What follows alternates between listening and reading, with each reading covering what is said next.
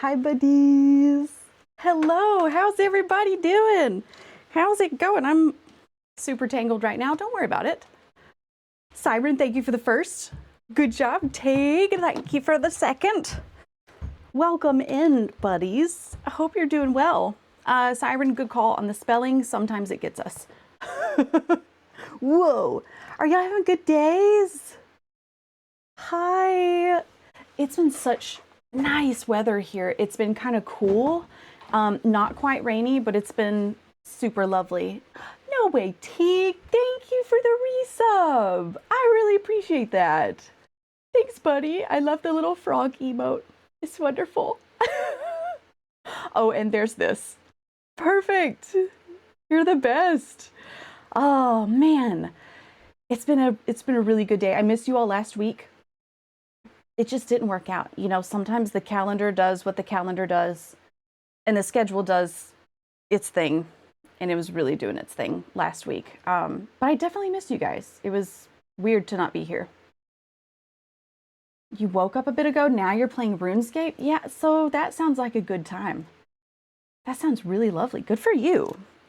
I've been mixing, trying to mix the color for these burger buns, and I was like, just a few seconds away from getting the right bun color, which I'm close. Looks like a big slice of deli meat, doesn't it? A burger buns. Yeah. So, huge news. So I've signed up for the farmer's market. And I didn't hear anything for like ages. I didn't know when I was going to sell. Nerd. Cody, you're a nerd. And I got a letter on Monday saying that it was this week. So, farmer's market tomorrow. I've been in prep mode and it's been actually really good. I'm not even going to complain about it. I'm feeling great about it. I feel well prepared. It's just that this week has been kind of intense. So, we're doing it though. We're doing it. We're doing great. Doing great.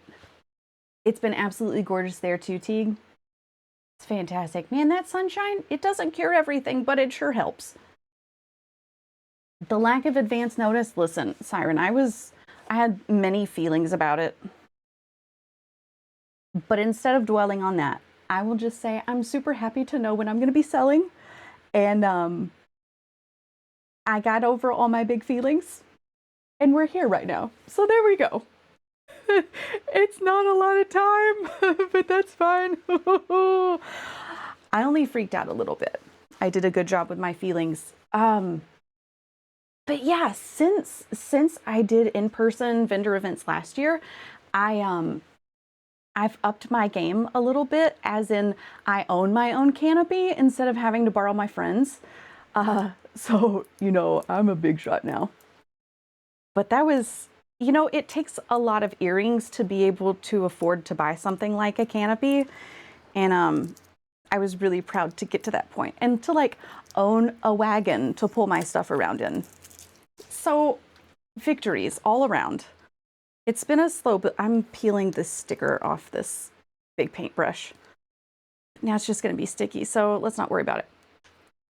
It's been a long road, you know, like growing a business is slow. It takes time, but it's going well.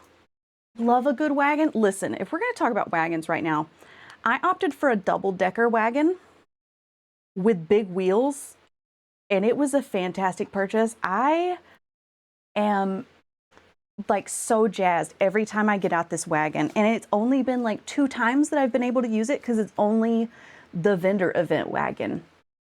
But I tell you what, I love it. I also like big wheels, big double decker. It's awesome. And like the bottom has this little tray, it's like a truck door. What is that called? Like on the truck bed where the door flips down? It's like that. Take it grocery shopping. Oh my gosh.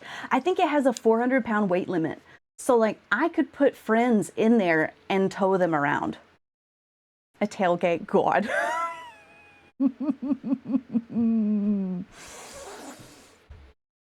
Thank you. Brain fart, but yes, I got there.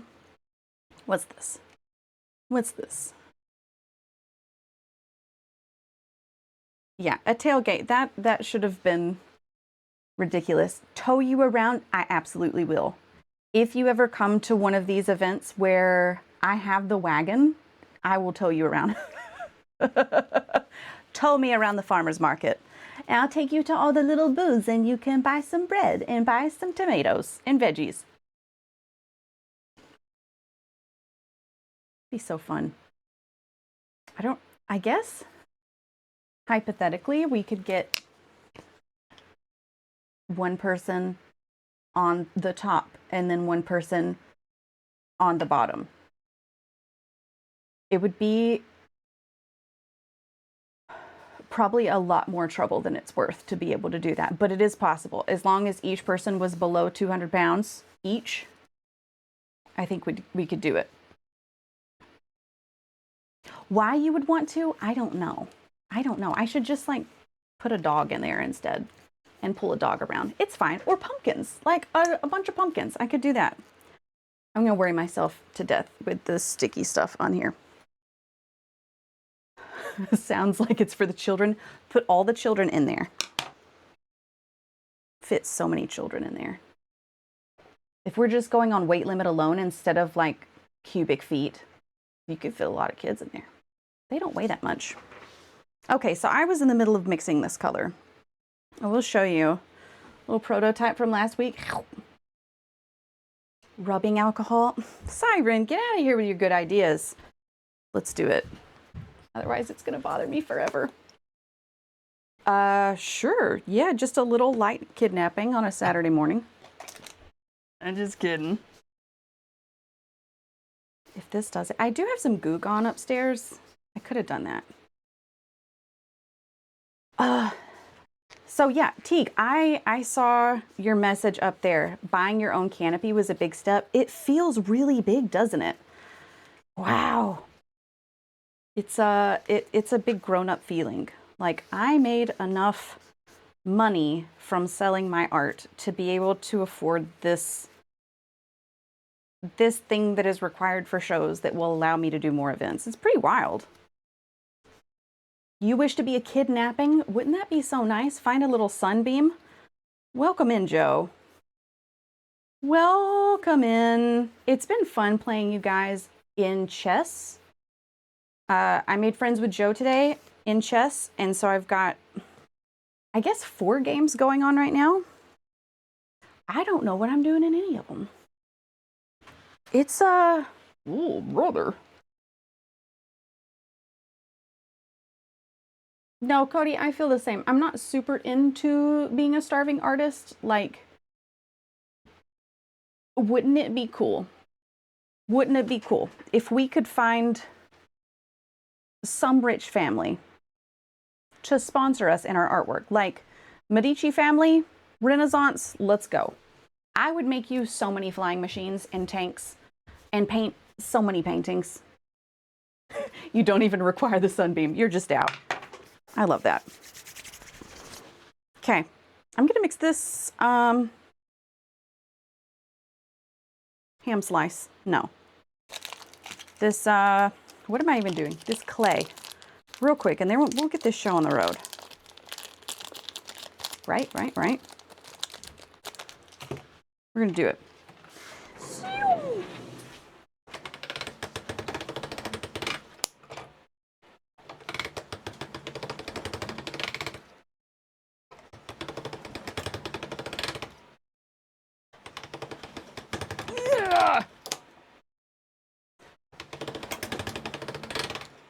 This poor thing's I think it's gonna croak soon. I was so happy when I got the pasta machine because it did not make this sound. And it was silent whenever I rolled things, and it's not silent anymore. It's okay.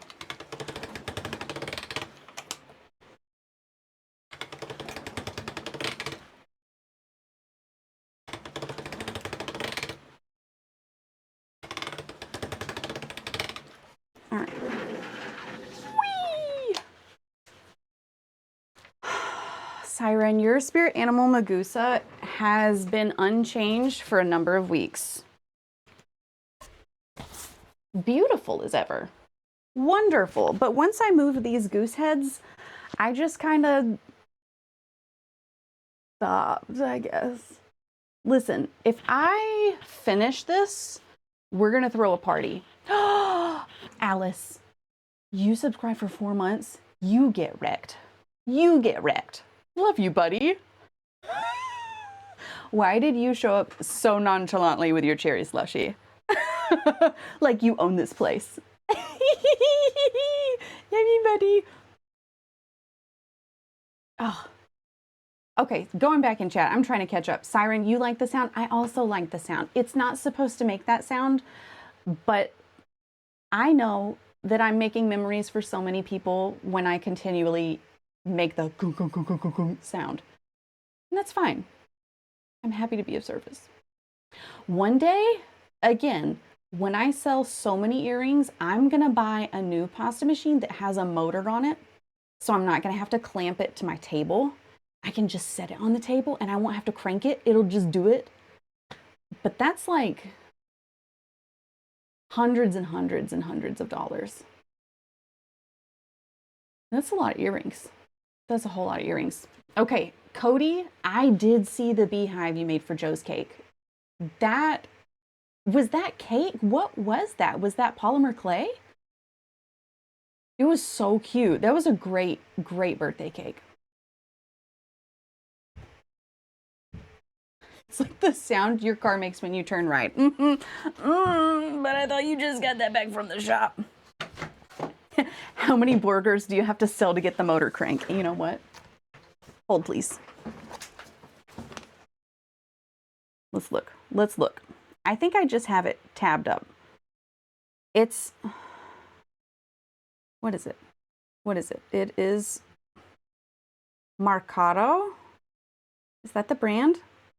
The brand is Can't Open Page. That doesn't make sense. Not her doing the math. You can't tell me to do a math problem and then have me not do the math problem. Okay, here we go. The classic line, the design, it's like a fancy.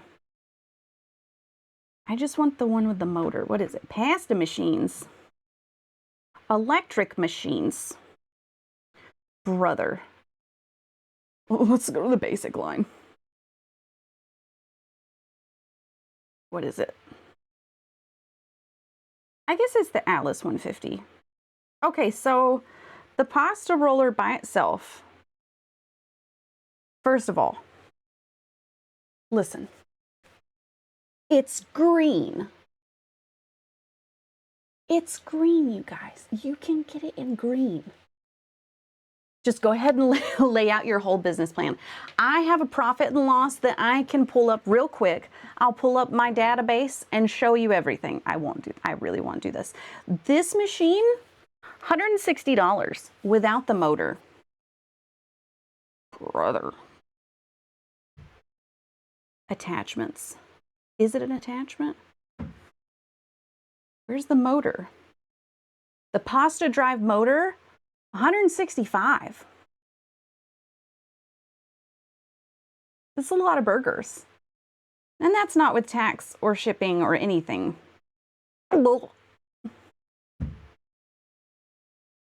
Bless it all. Like that's, oh, brother. No, Siren, no need to apologize. I'm just goofing around with you. Buying polymer clay, it's not that expensive. I mean, to be fair, I asked for gift cards for my birthday and for Christmas so that I can buy clay. This little pack is under $5. And they make it in a whole lot of colors. But you can also color your own. But then there are other supplies like stamps and rollers and cutters and tools and things. But I'll be real with you. I have never broken it down for like this set of earrings. This is how much it cost me in time and labor and materials. I've not done that. No, I didn't take it like you were questioning the prices. No, that's fine. It's definitely skill and time and losing my eyesight for the small details. Because, yeah, there are some things that cost more than money, you know. You're doing great. Love a good SWOT analysis. Oh, man, okay. Can we crowdfund that? Buddies. I mean, that seems like a lot, you guys. I mean, brother. You're doing great, it's all okay.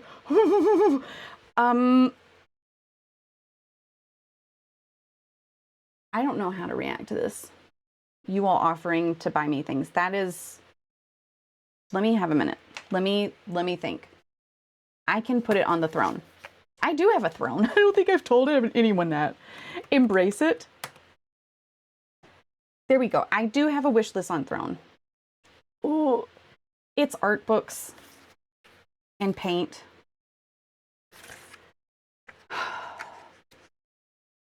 I know, maybe this is something that I just need to be talked down from.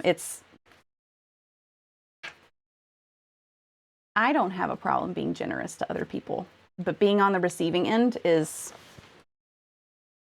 extra special. Teague, see, easy. Oh, man. Okay, your mentor forced you to meticulously break down what your artwork and time was worth, and it was awful. I believe it. Yeah, my pricing is mostly based on like the number and the complexity of the steps that it will have. Like if it's a simple stamp, like let's see. Here we go. Craft cam. Let's turn it on real quick. We'll talk about complexity if I can get my phone to work. Come on, little guy. You can work. No, not like that. Here we go. Here we go. Craft cam. And we do it. Turn on the light. Shunning and crafting.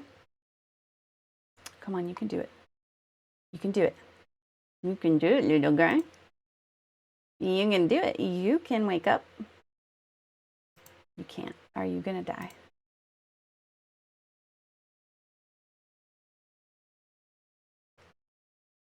Hey, wake up. Wake up, Elgato. Oh my goodness gracious. You can do it. Did we do it? Boop, boop. There we go. No, it's not. Why? Hold on. We're going to get it. I'm so good at stuff.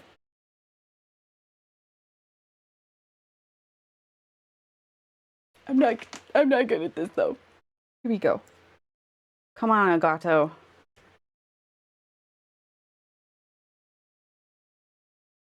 No. Oh, we're not doing it. You're just, okay. Okay, we can do it. Nobody look. Everybody cover their eyes. I think we're making Elgato embarrassed. It's okay. You're doing a great job, Elgato. We're going to turn this off. We're not even going to look at you. We're going to exit out everything. Everything's fine, Elgato. There is nothing that you need to do right now. We're just hanging out, Elgato. No pressure. No pressure at all, but if you wanted to turn on and work. Okay. Yeah, you know what? You're doing great. You're doing great. Just turn the, there we go. Good job, little guy. Oh, wow, we did it. Psst, psst, psst, psst, psst, psst. Gosh, yeah, the cat was sleeping. The cat was by her sibling pose. Oh my gosh. Were y'all saying nice things while I was trying to fix the camera? Oh. Joe, you can't say stuff like that to me. You deserve good things. If we have the capability to enrich your life like you enrich ours, let us. Brother, you're so generous with us by sharing your art and your great self and your time and energy and cultivating a community for us. Money is nothing compared to that. Oh my God. Why am I so sweaty, you guys? Stop it. Stop. That's so rude of you guys. Y'all are so sweet. Y'all are so sweet. But for pricing, like this little guy, this is easy. I didn't change the color of any of these clays. This is like a granite clay. It's a charm. I sanded it and I glazed it because I do that with all my pairs. But the complexity on this is so much smaller, so much less complex than these little burgers. Like I haven't even made the buns, but if you haven't seen the, oh my God, are you? Hey, El Gato, why?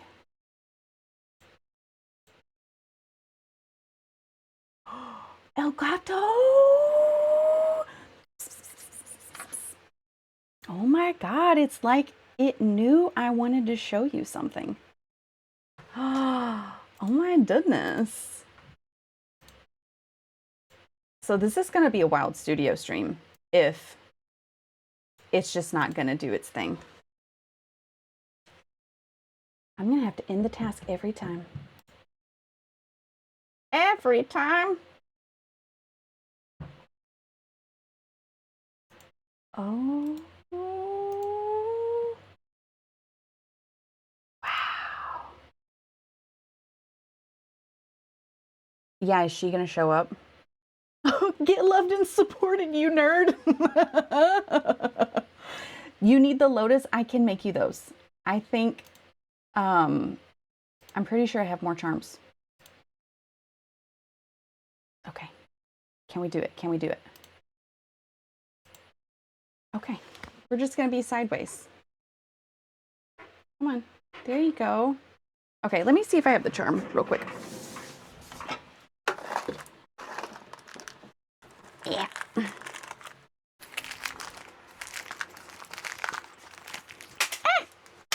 Oh yeah, check it out. There's a 1. And there's a 4. Ooh. Since we're looking at charms, look at these. These are magnifying glasses. Aren't they cool?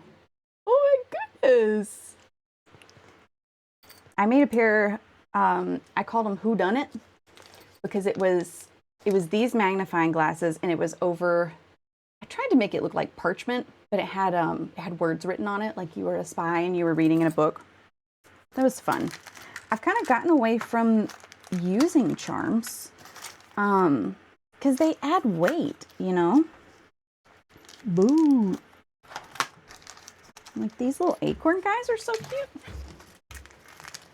If El Gato was a dog, this wouldn't be a problem. You're so right. El Gato is like, I'm going to do my own thing on my own time. These little acorns are so cute. They add weight. Like they'll be heavy on your ears. But I do have one charm set that I have never used. I don't know what to do with them. I just wanted them.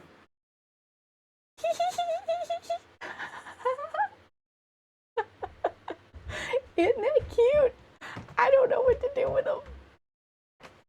You need acorn earrings in a fall release, please and thank you. You bet. I'll do it. I'll do it. Ooh. I'm so distracted. Okay. I'll make you some of these. Do you want that gray granite color? Make teeth. Just giant teeth. Huge teeth.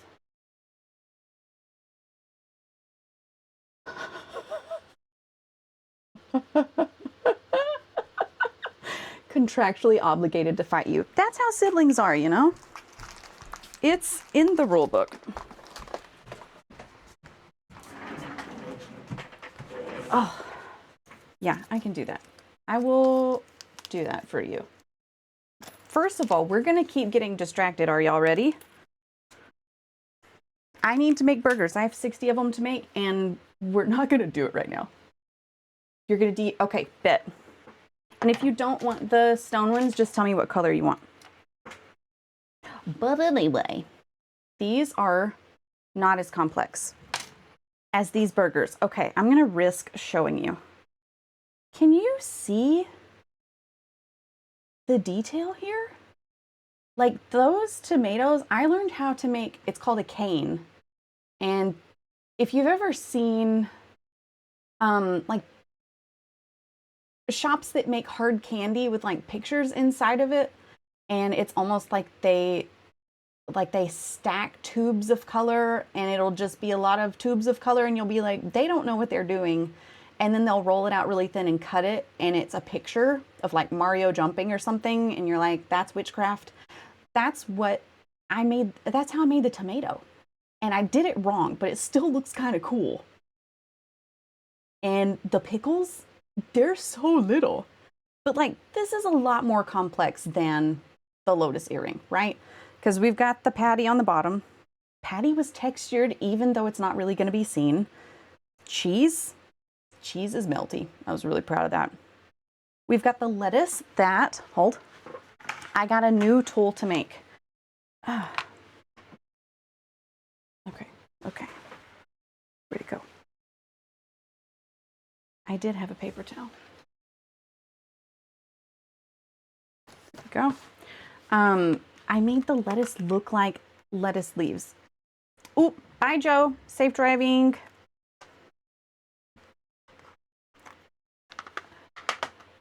Right, they're so wild. But look at this. This is a silicone mold of a leaf. Brother. Put cornstarch in it, and you put a little doodad of clay, and then you mash it together. It looks like a leaf. It looks exactly like a leaf. And I did the first lettuce leaf, and yes, I thought it was witchcraft. I impress myself. It doesn't happen often, but there's sometimes where I'm like, that was a really good job. But I got all these leaf cutters. Okay, I know some of you all are Legend of Zelda fans. I'm not saying I'm making branded things. But what if that was a little leaf guy with a face? What if? What if? I'm not saying nothing. Yeah, it is so smart. It was so cool to see. Leaf, okay, maybe I'll name him that too. Leaf guy earring set. Man, so cool. But yeah, to like circle back to a question that was asked 16,000 years ago, the complexity in the pricing matters a lot. All right, we're earringing. We're making lots of these little patties. I don't think, maybe it does need to be rolled on a 3. So when I made this prototype, I actually didn't write down what I did, which would have been cool to me, you know, to do. But alas and alack, I did not. And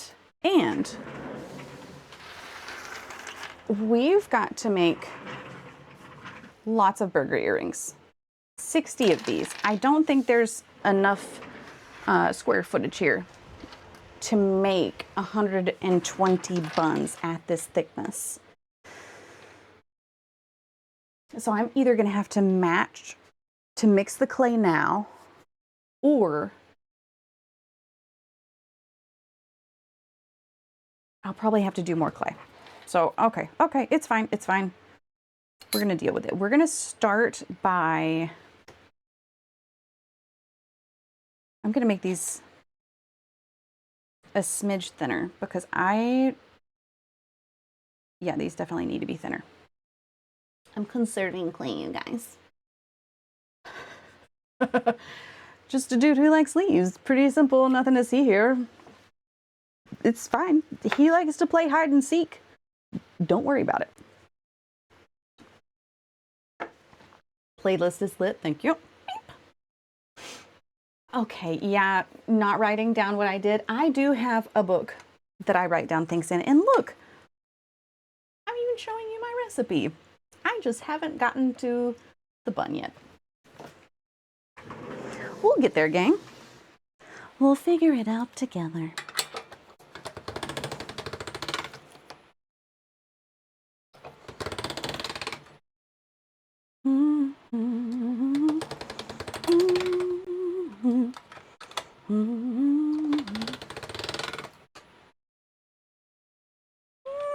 Let's go on a 3.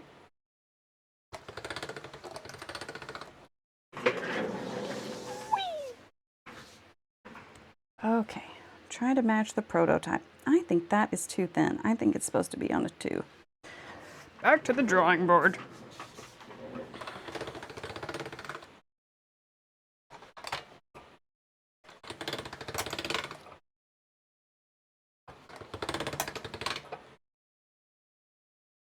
Okay, here we go. Let's get some texture. Is it this guy? This stream is just gonna be me rolling around. That's all we're doing today. Hope y'all are fine with that.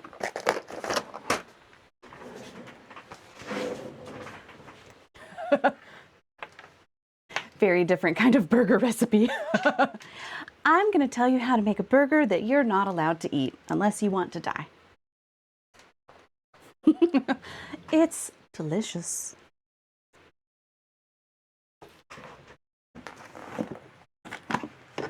Oh my goodness gracious. That's lip liner. That's not a pen. Got it. Nailed it. Now we're finally gonna work, you guys.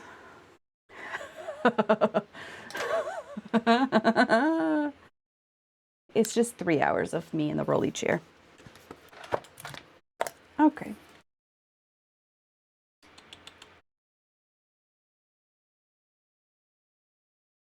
Roll on a 2. No plastic wrap. No plastic wrap while we stamp this because we don't want it to be rounded. You know, when you look at a burger bun, the bottom is always more flat. And that's what we want. We don't want it to be rounded.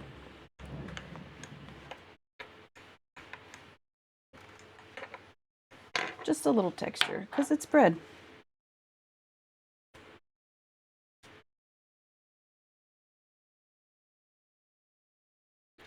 Oh, my handwriting's cute. It's barely legible. Oh my gosh.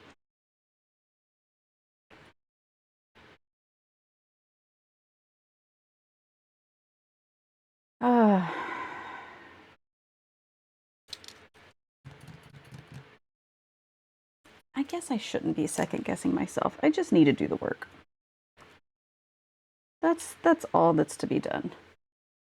I just got to do the thing. When I need to make more clay, I will, and it'll be fine.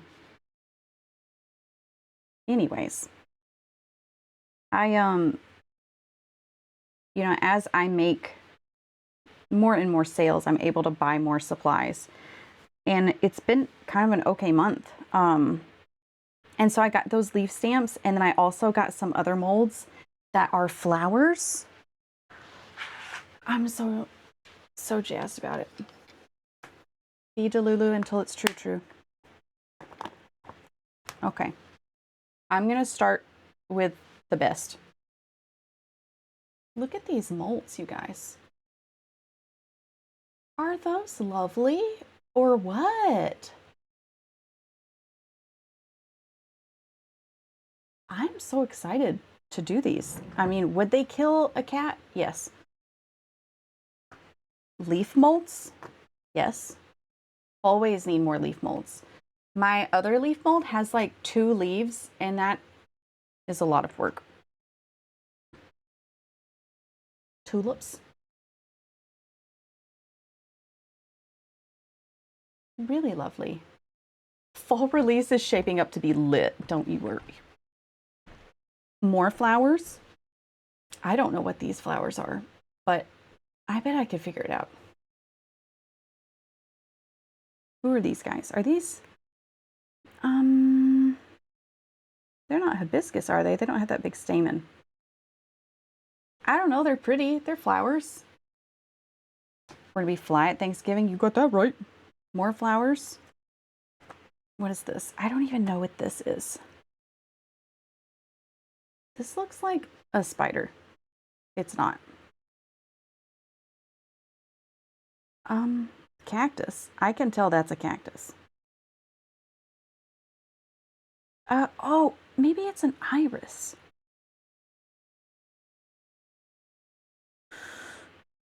Maybe. And then the last one, I'm gonna have to show this to Snap when she gets in. It's butterfly. She's gonna lose her mind. She's been asking for butterfly things, so I hope y'all are all here to see her lose it lovingly.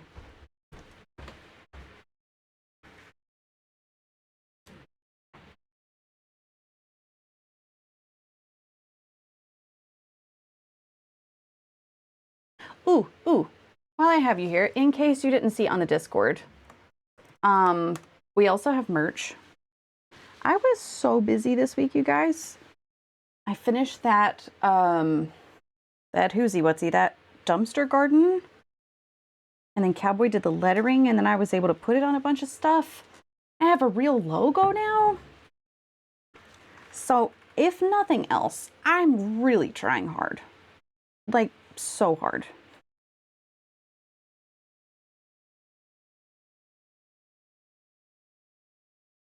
So Teague, thank you for the recommendation of Fourth Wall. I've never bought anything from there, and so I don't know about the quality of anything. I would love to know. But I think I am able to order some samples, and so I might do that soon.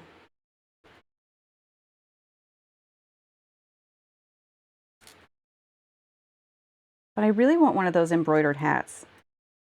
I don't wear hats often, but I would love a green hat.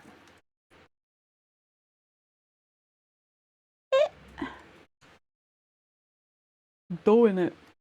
All right, is this too thick? It looks thick. It is exactly the size I need it to be. Perfect. Color's a little bit lighter, and that is acceptable.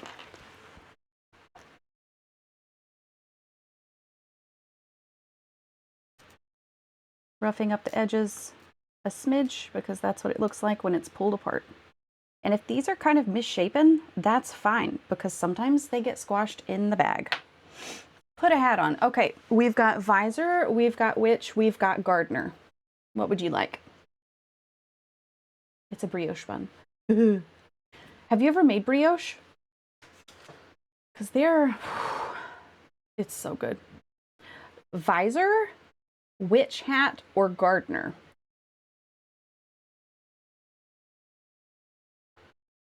Visor.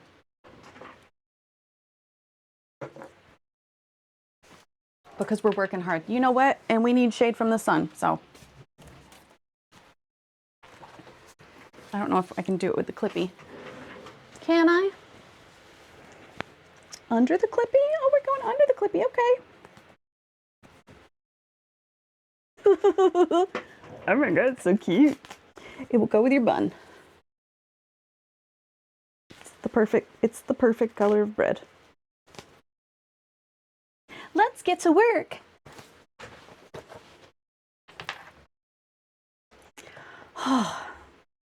Are y'all excited for the weekend? I'm so excited. I might take a little nap this weekend. Be so good. Cowboy and I made birria tacos on Wednesday. It was so good. You're excited for tomorrow? I'm excited for tomorrow too. Do you know what time you're coming in? Because I will be there, caffeinated and ready to go. You made those Monday? They're so good. I was going to make guacamole too on Wednesday for dinner, and they were the hardest avocados I've ever gotten. There wasn't, like, even a mortar and pestle couldn't save it. That's saying something. Between 9 and 10, excellent. Excellent. I'll be there.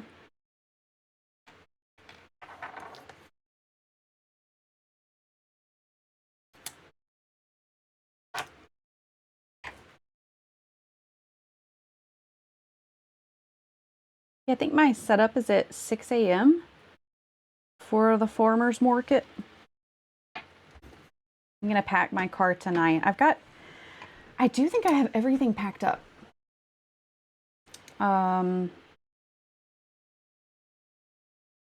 Yeah. I mean, I always want to make sure that I think of everything, but there's just so many things. I was reading a list last night and they were like, remember to pack garbage bags and hand sanitizer and wet wipes. I was like, oh, you know what? That's a really good idea because I absolutely spill things while I'm at these things and need a place to put my garbage. Yeah, 6 a.m.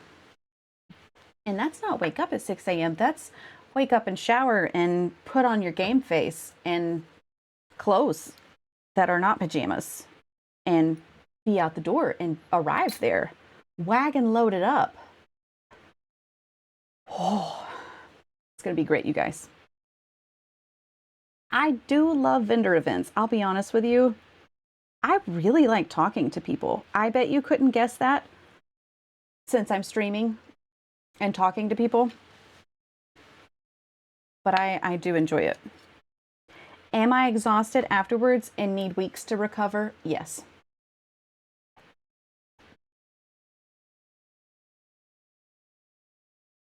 But it's almost like I see so many friends in one place. It's an easy way to see friends. What's your coffee order you're going to need to top up when I get there? I love it. I love it. I will just take a plain latte. That would be fantastic. But no, don't do that. Don't do that. You don't have to buy me coffee. No, because no. Don't do that. Just show up with your beautiful face and that will be perfect.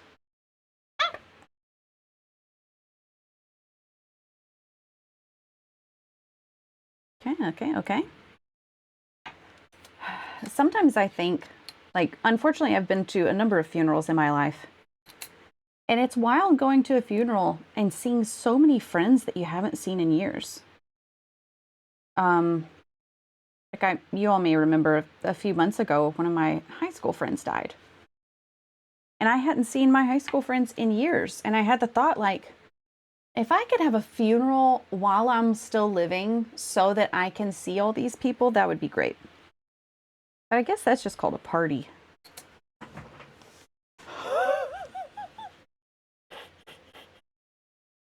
Hot, please. You're gonna fight. Thank you. I'm in trouble.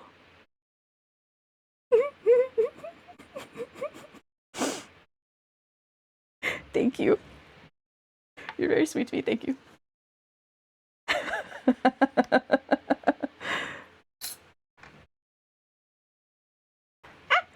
Keep throwing these everywhere.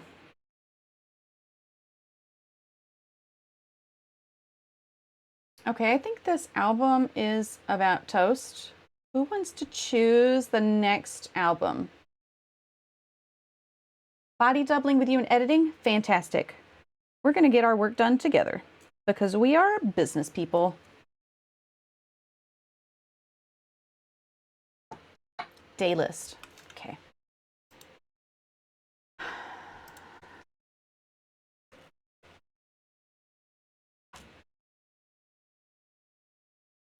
Ooh. Ooh. Calm. Oh, ambient yoga Friday afternoon. Okay.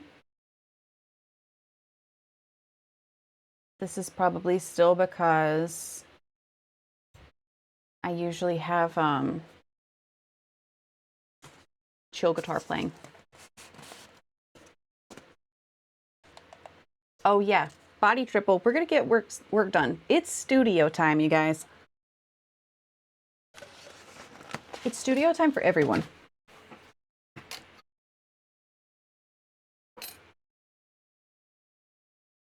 We're gonna do art co-op session during the week. That would be fun.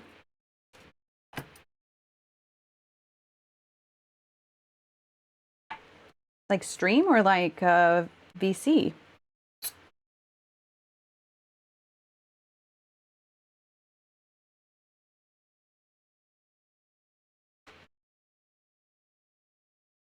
I would like to stream during the week. I think it's been a hectic month. Hectic 6 weeks. But I would definitely like to look into that more.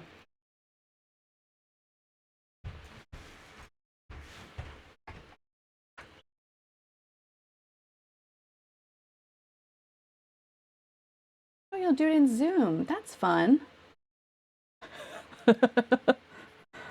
My phone is always on, says Alice.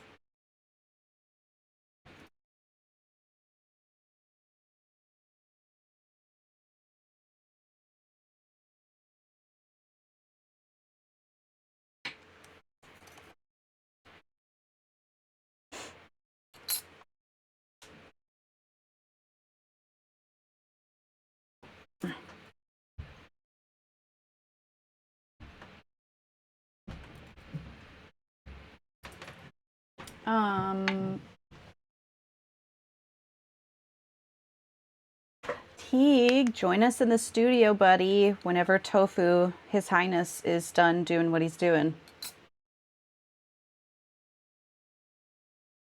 Sweet Prince of Darkness.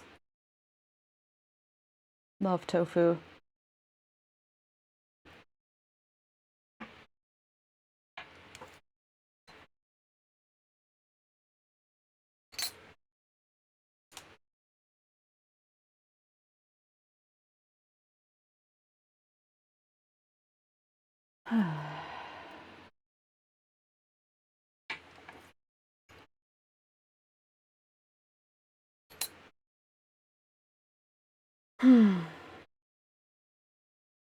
This music is really calming me down. I'm kind of zoning out and working. It's nice.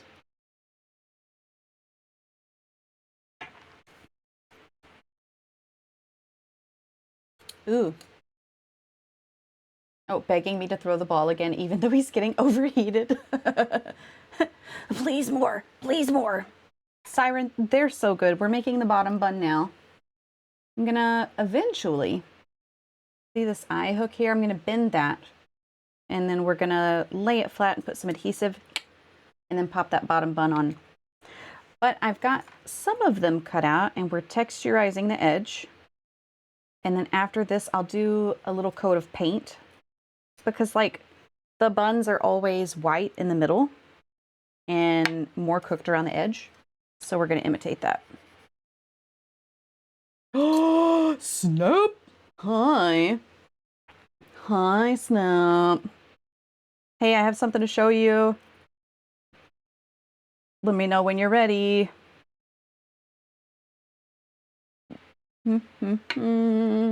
Okay, yeah. No, I got you. I got you. Snap, you tell me when you're ready. Because I know sometimes you're listening in. Okay, you want to, okay, here we go. I got new clay molds.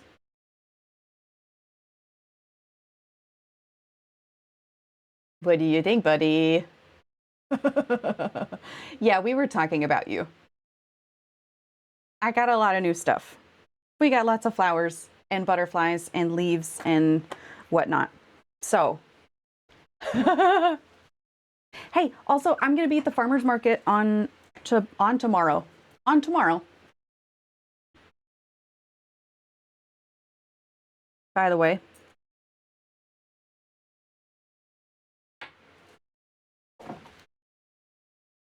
Oh, it's got a hair in it. Ooh.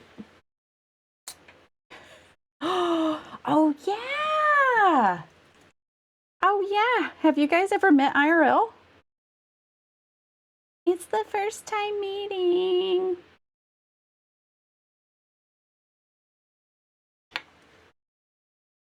Yeah, it's tomorrow, 7 a.m. to noon.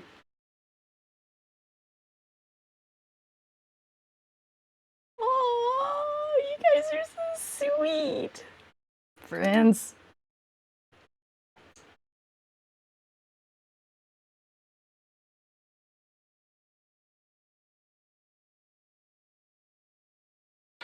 All right, I need 60 of these bad boys, and I feel like we're not even close.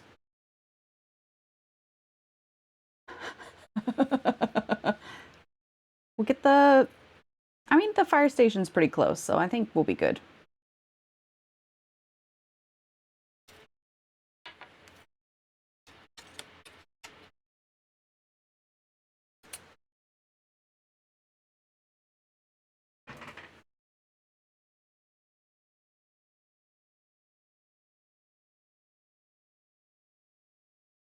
I was looking at the weather and it looks like it'll be nice.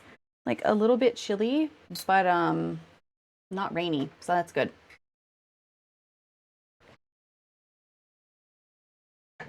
You'll be camped out. I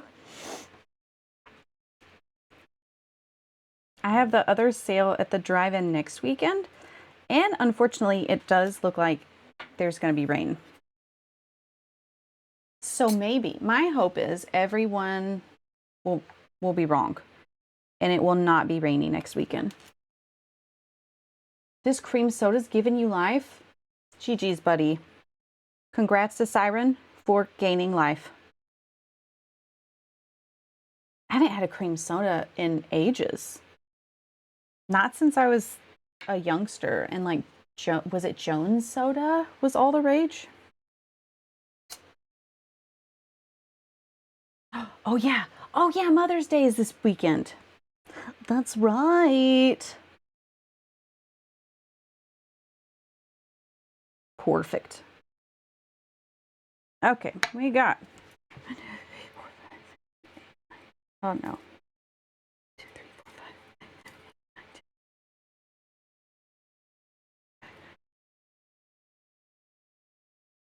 5, 29, not even close. Not even close. Oh, brother. You don't have Jones soda. Yeah. Ooh. Ice cold, nearly frozen IBC. That really sounds good. Put them in rows of 5. You're so right. You're so right, Cody. Will I do that? Probably not. Here I go.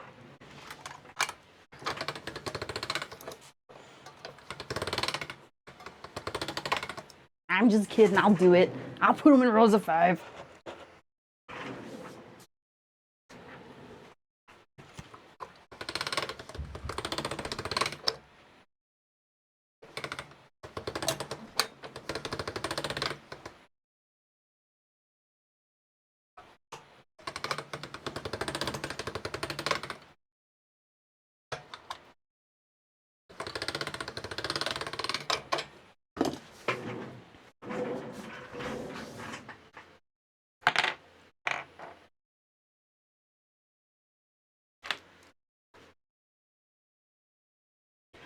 Your mother fled the country for Mother's Day.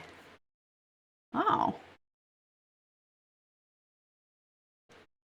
She's in the Bahamas literally at this very second.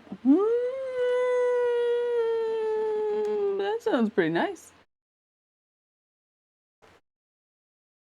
Okay, rows of 5. We're going to be good students and do what the sandwich maker said. Because we are good listeners.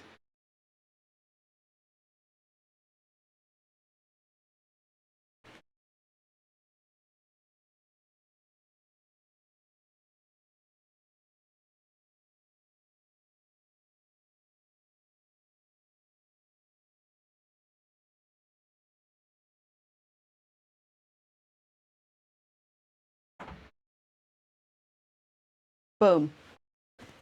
Ordered. Mother's Day on the beach? Yeah, no. Book me a ticket. I'll go right this second.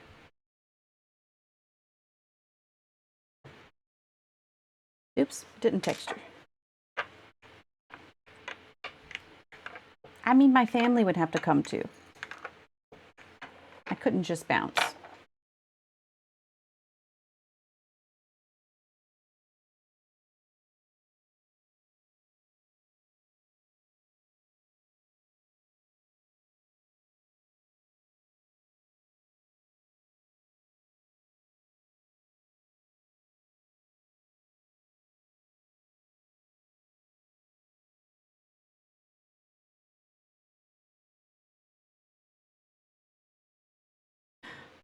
An insurance adjuster who called me at work yesterday for a case said Happy Mother's Day to me before hanging up, and it was so awkward.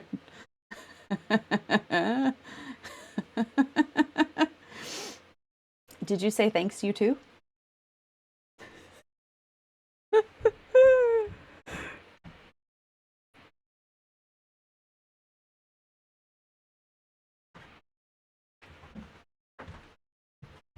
Yeah, the reading and mimosa retreat, book it. You just laughed awkwardly and said goodbye.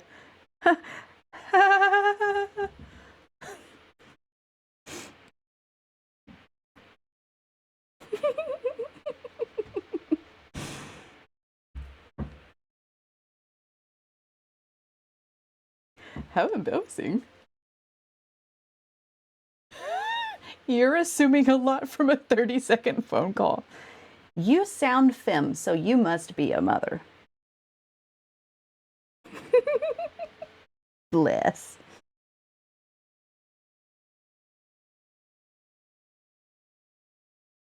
People, man.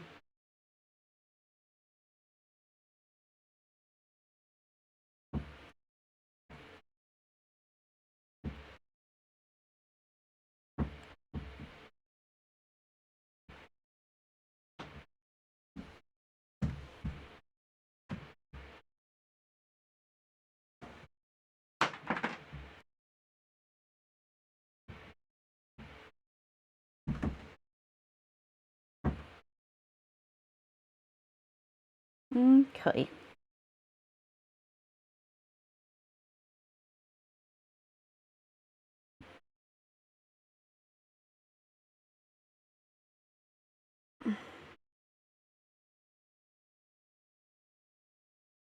Oh, my brain just absolutely stopped working.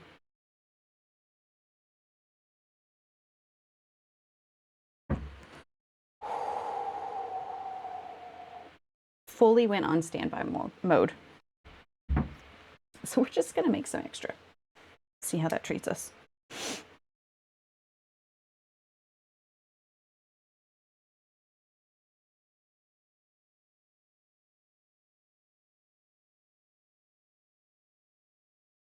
Okay. Double check that. Oop. Okay, was it a 2? I didn't want to get too far into it and then realize I had the wrong thickness. But we're good. We're so good. Oh my god. Whew. Okay, so hypothetical. If y'all were mothers and you could take yourself on a vacation for Mother's Day, where would you go? Would you also go to the Bahamas and be with Siren's mom? You would go to the Bahamas? Yeah, that sounds nice. I've never been. But Greece, Pacific Northwest. Oh yeah. Okay, so all of these options are great. I think I would take myself to France or the Bahamas.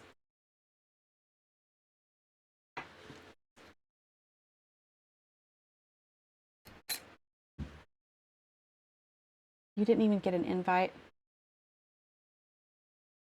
Amalfi Coast in Italy. Okay.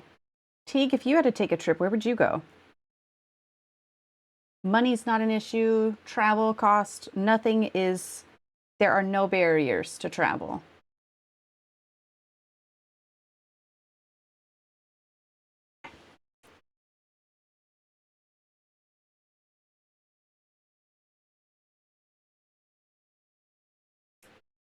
Teague, I think I would also be happy at the ocean. I love water.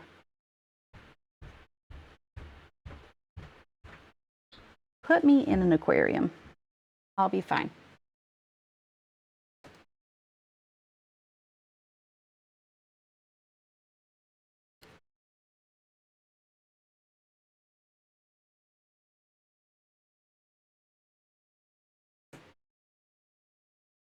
Ooh, do you ever go hunting for crabs at the night beach? I remember doing that as a kid. My dad would take us out and we would have flashlights and he would run a stick across the sand and little crabs would pop out. As a child, that was, the most thrilling thing I'd ever seen. As an adult, may have also been the most thrilling thing that I could see.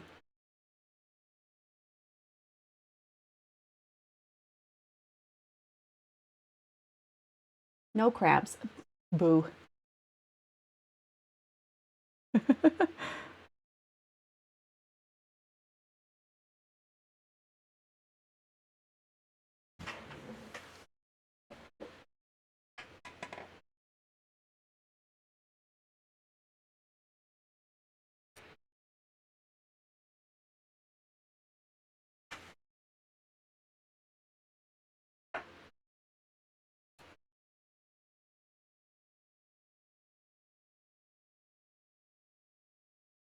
Hmm.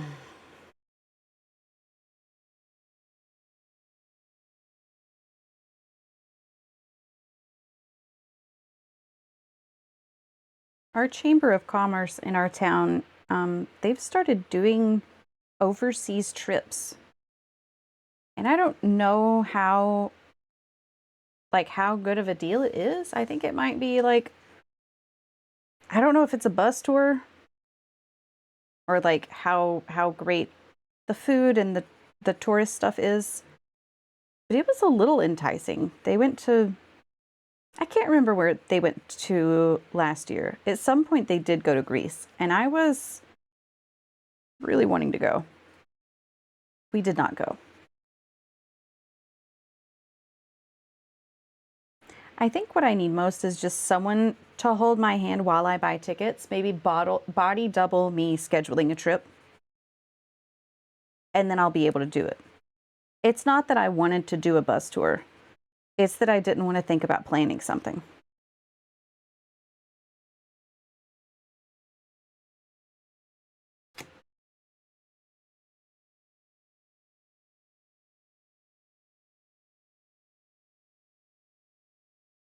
Ooh, searching through tide pools. That sounds fun.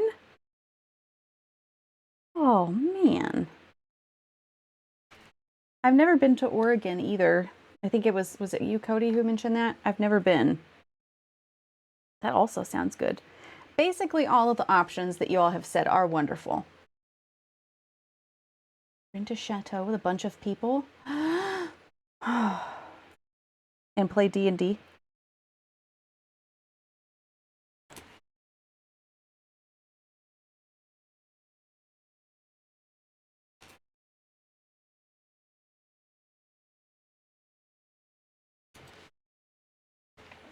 Cody, good call to put them in rows of 5. Good call.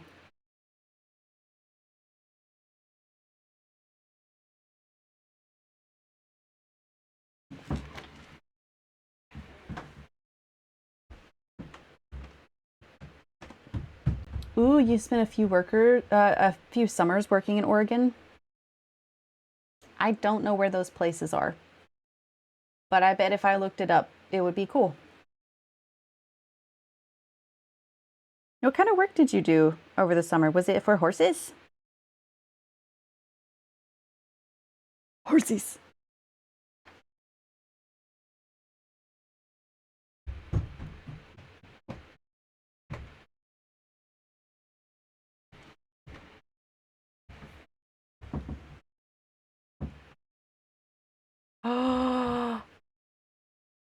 Whoa. Connection. So you grew up around those areas that Cody went to. That's cool.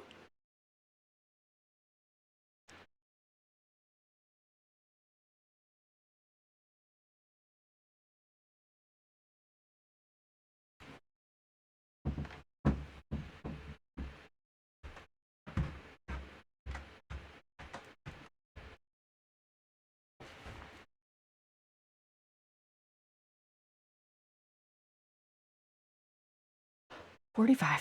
15 more.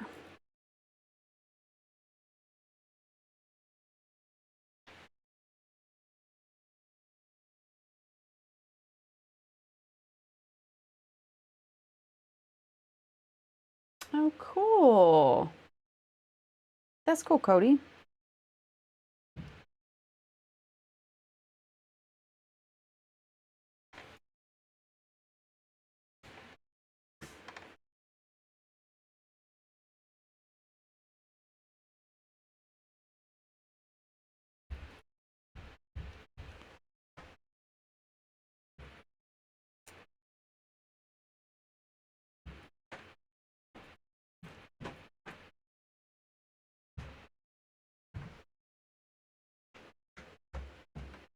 Nice.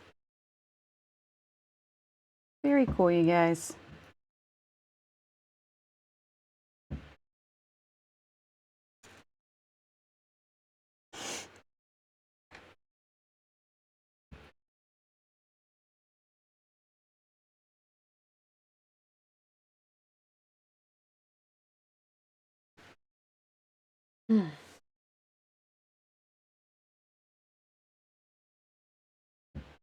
Teague, is it the perfect spot where you live now? If you're never going to move again, that's it, huh?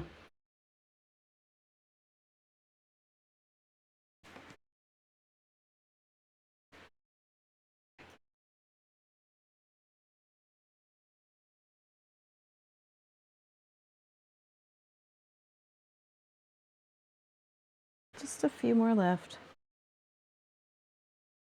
And then I think we'll paint. We got to do some paint. Which I need to find out where that paint is.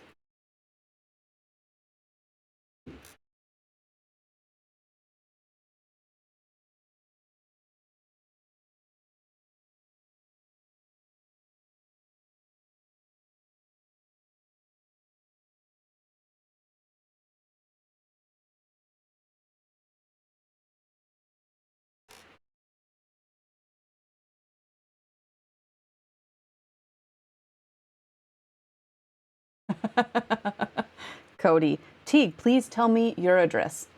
I will be there in one flight.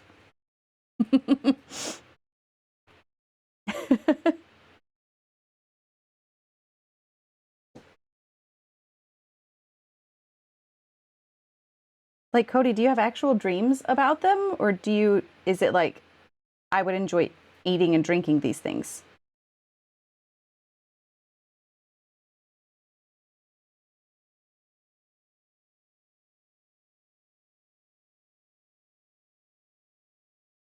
All right, almost done. Last one, unless I miscounted. Both literal dreams and daydreams. Daydreams and night dreams.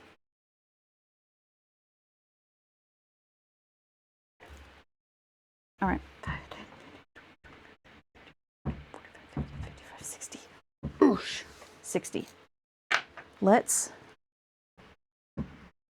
paint, I guess. Let's paint.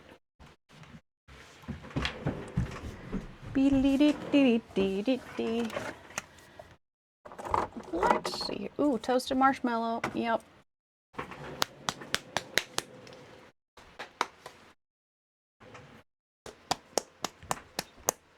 Oh, waterfalls and paddleboarding? God, that does sound perfect. Wow. I need to move there.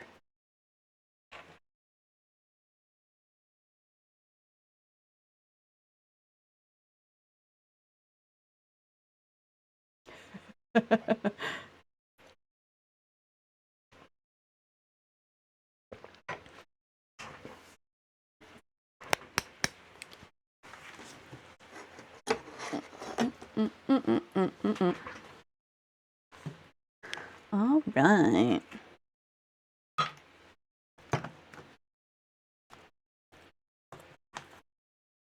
These away.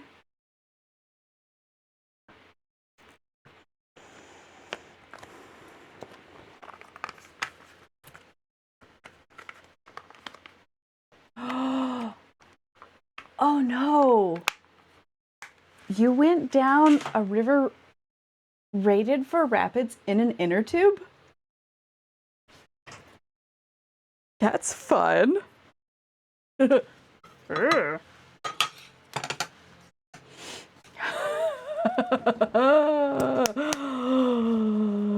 What did you do? Did you live through it? Okay, at what point did you find out that it was rated for rapids? Welcome back, Snap.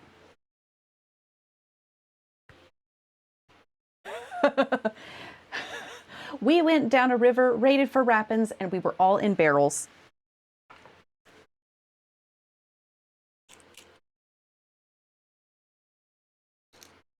Speaking of The Hobbit, we should read today. How does everybody feel about that?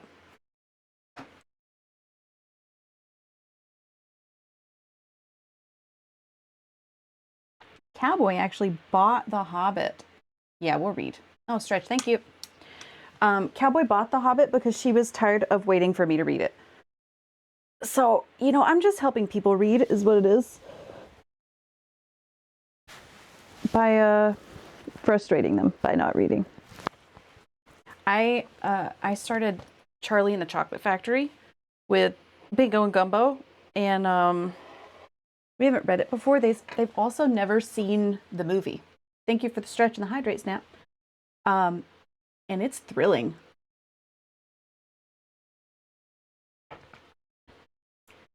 Oh, you got out after the first section when you saw what was coming. That sounds terrifying. Man. So I guess it was a few years ago. I went. It wasn't kayaking. I guess it.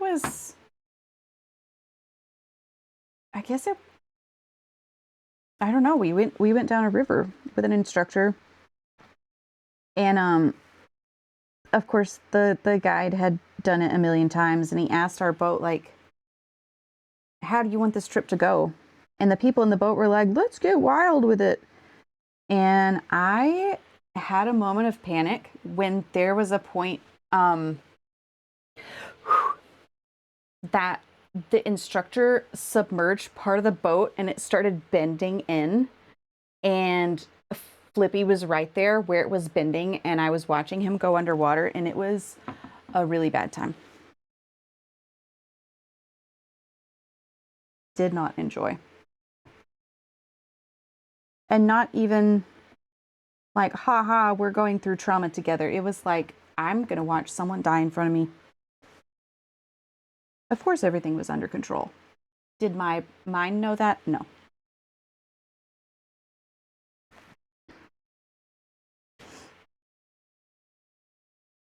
I just want a nice, peaceful little boat ride. That's all.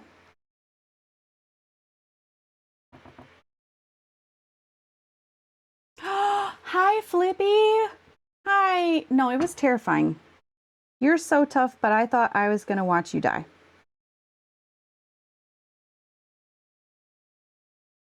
And I would not like that to happen.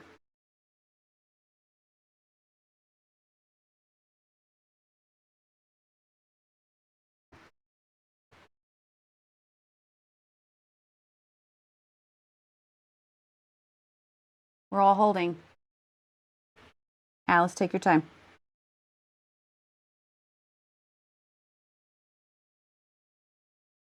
You'll DM. Okay.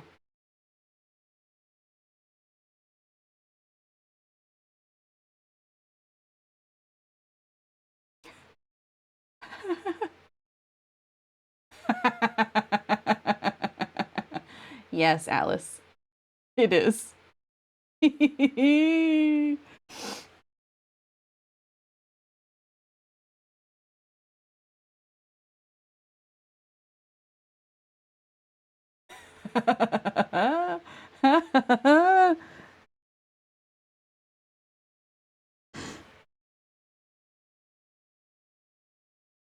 It's all coming together.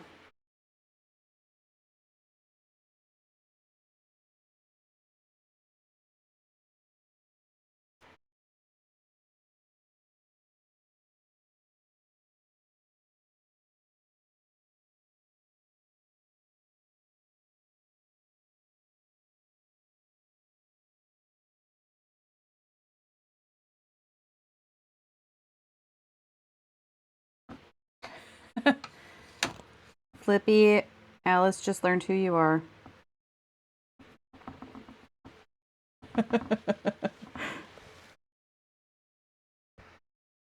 He goes by so many names.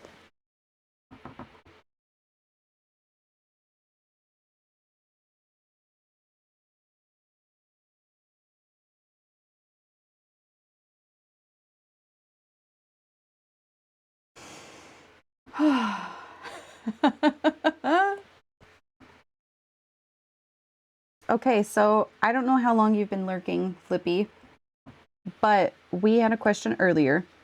If you could travel, and this was prompted by Siren's mom going to the Bahamas for Mother's Day. If you could travel anywhere, where would you go?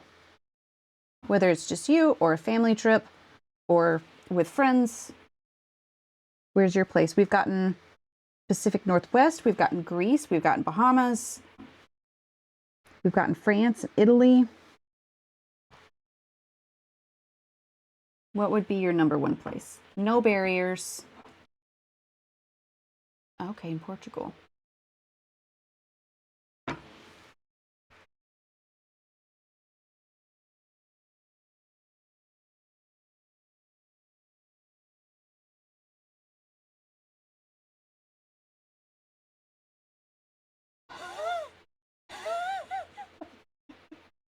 Can you not?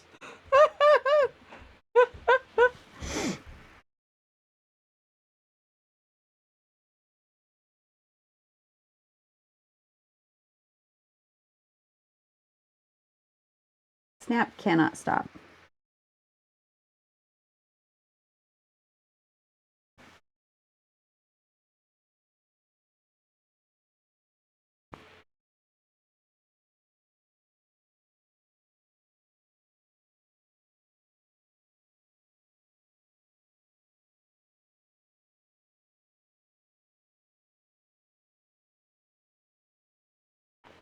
So much painting.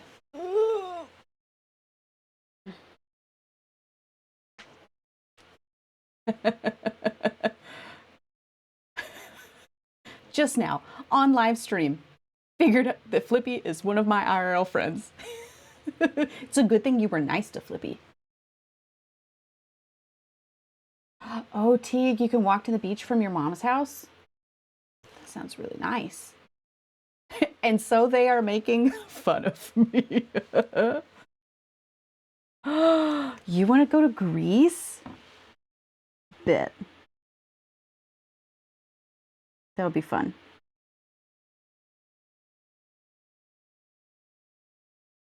And then while you're over there, visit a million other places too.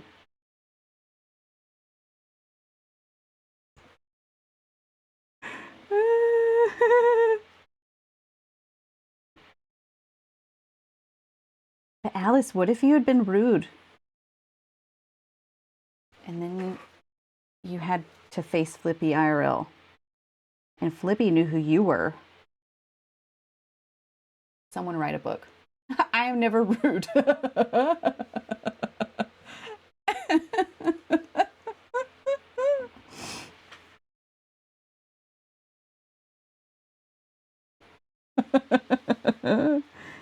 Be Delulu until it's true. I'm just kidding. I'm totally kidding. That little emote is the best. That was rude. I'm so sorry. I saw an opportunity and I took it. It is not what I really feel. I'm so sorry.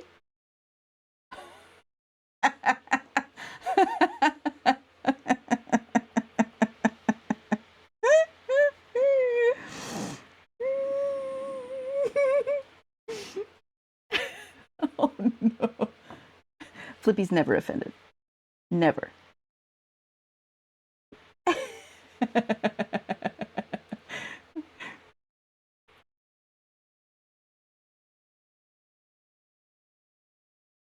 I'll tell you something that makes Flippy mad. Do y'all want to know what it is? When streetlights are too bright.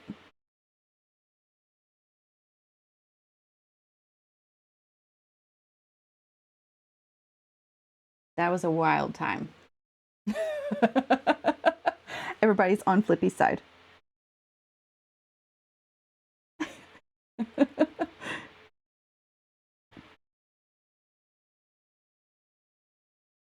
And headlights, the bluish ones,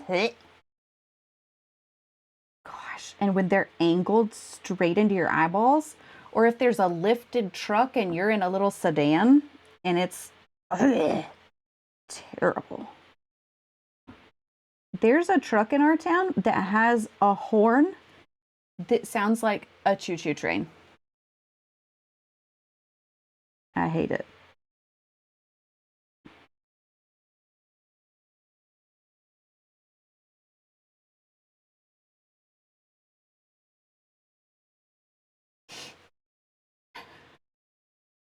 Single syllable mode. Okay, here we go. Are we playing the game? Do y'all want to play the game or do you just want me to chat with you and you ask questions?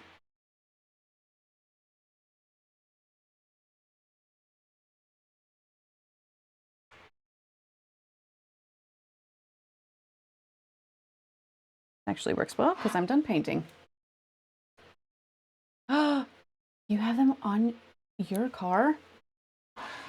You live long enough to see yourself become the villain. You want the game. Bet. You love the game Sirens so much. All right, let's go.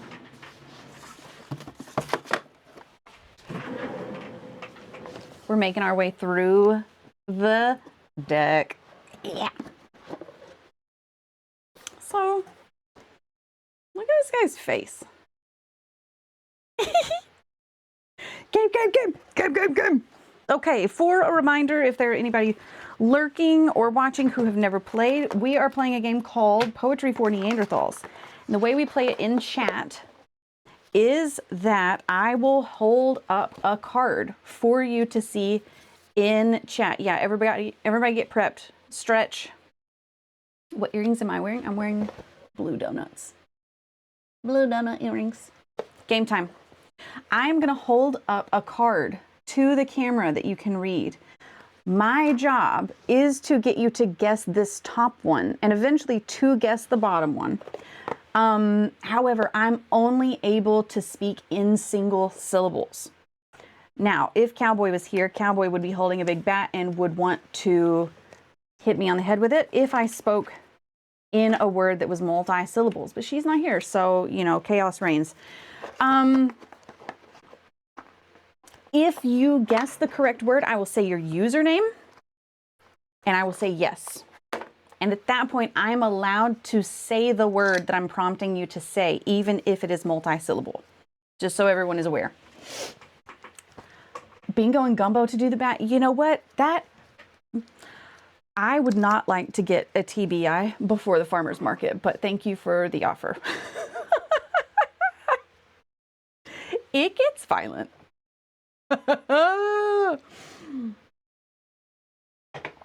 Not every idea is a good one. Okay, here we go. We ready? We ready? They're just wee babies. AJ threatened you with a golf club yesterday. That's serious.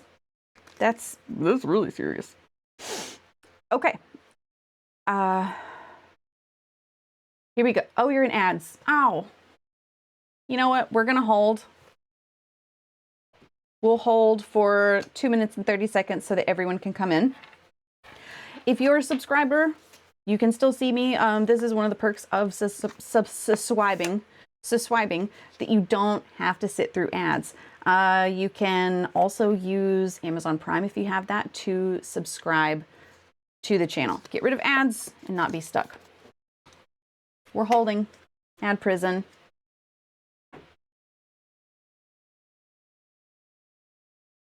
Yeah, littles can do major damage. Especially once they start to get bigger and don't realize that they are stronger. They're stronger and they're heavier and they still act like they're little 3 and 4-year-olds. Bingo gave me a hug the other day and gave me a squeeze and it hurt. Oh, Alice. What a sweetheart. Congrats on the gifted sub to Siren. Oh, you guys are so sweet. Okay. Oh, there's currently an ad for a Stardew Valley concert. I'm going to see it. I think it's in the fall, maybe? They just added more tour dates too, which is super exciting. I'm going. Are you going, Teague? Did you see the new tour dates?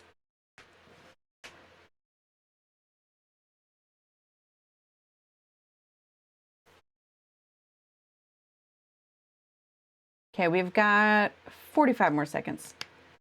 Of course I'm going. I'll tell you what I missed. Years ago, there was Legend of Zelda in concert, and I didn't go, and I regret that. I think it was like the 25th anniversary. Did you see Hans Zimmer is doing a concert as well? No.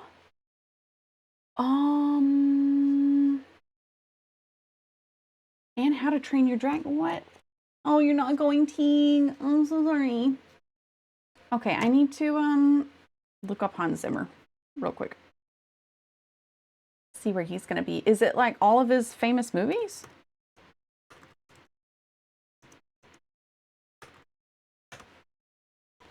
Hans Zimmer tour. Oh, he's over in Europe at the moment.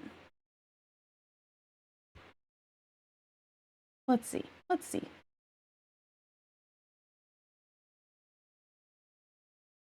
Oh. I'm looking at Hans Zimmer now. Did I miss the US dates? Alice! Alice, what are you doing? Buddy! Everyone is being aggressively loved right now. You're so sweet. Thank you for all the gift subs, buddy. Oh, man. We met the goal. Thank you for the new sub goal. You're so sweet. Okay, I think everybody's back from ads. And you're subscribers now, so we can play and you won't have to sit through the ads. There we go. Okay, World of Hans Zimmer. I'll have to check that out. Thank you. Okay, here we go. We're going to start the game. Single syllable mode. Here we go. When You go to the store, you put your things in this. It rolls. What kind of cart? Shopping cart. Good job. Thank you, Cody. This guy is big, has lots of fur, hides in the woods.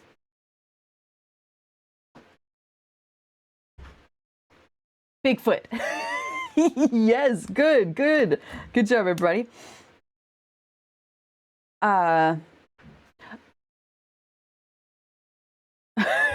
Kool-Aid man hides in the woods. Whoops, rattle everything. You were typing Clifford the big red dog. Not go, but what? Stop. Not car, but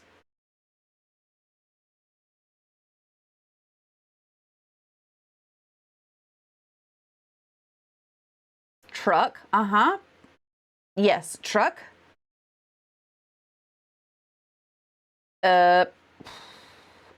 Those are the words.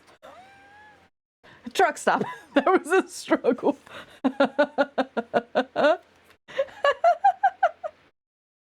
We're doing our best. Okay. When you are sick and need to go see the doc, they give you this thing to wear.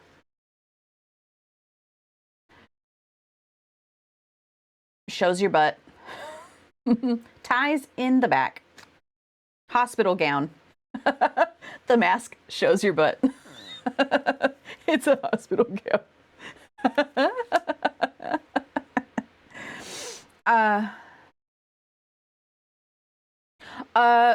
This is a game with your hands.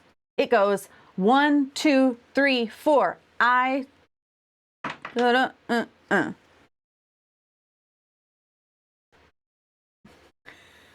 Thumb war. Good job, Siren.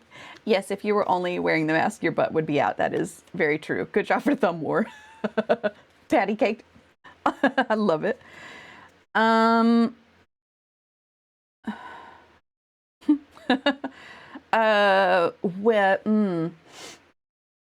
When you are done with a thing, the thing is waste.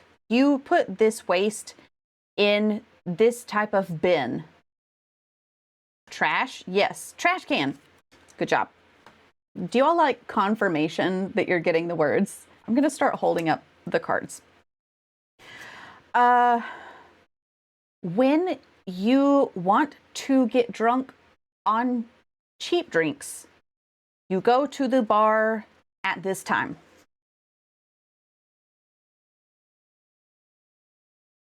Happy hour, dive bar, tequila.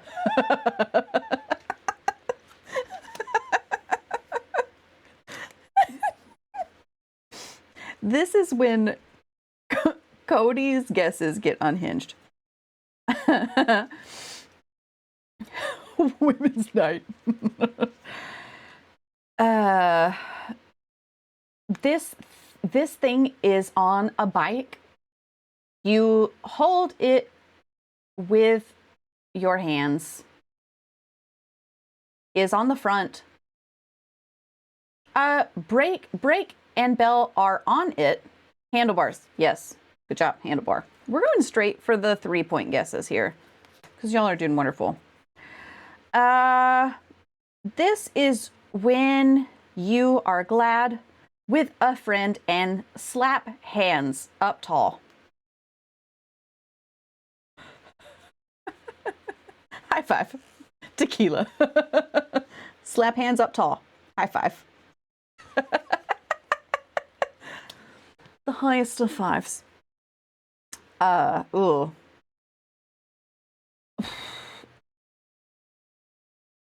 Okay.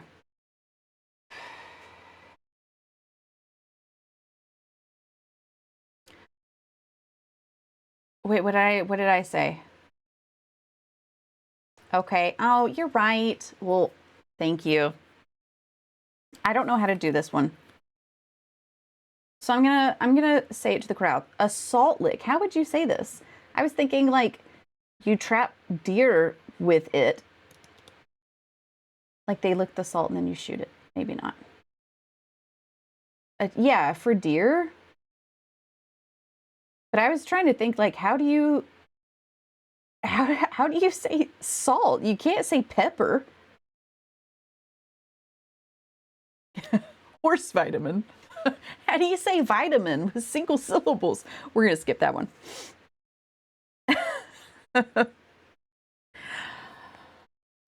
When you need a new nose, you go see the doc for this thing. Plastic surgery. There you go.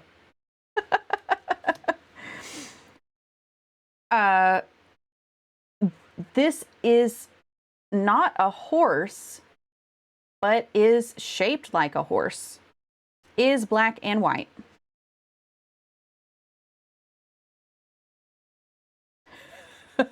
Lots of donkeys. Zebra, yes. The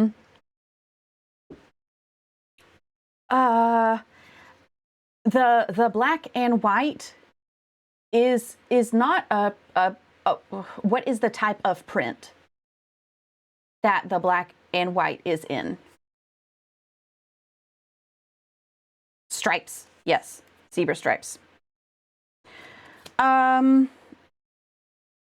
King of big cats, has mane. Lion, yes. This is fun name for a king and has that word in it. I can't say his name. It is too long. Lionheart. Yeah, Richard the Lionheart. GG's. This is a sweet thing in a jar made from fruit.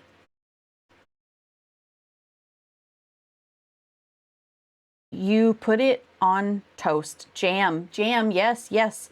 Is type of jam what fruit? Is red.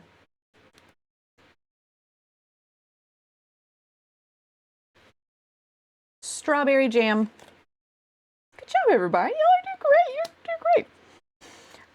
This is a drink made from fruit.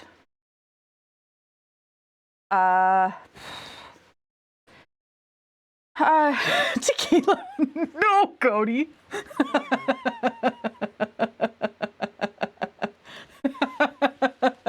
Is juice. Alice, is orange juice, yes.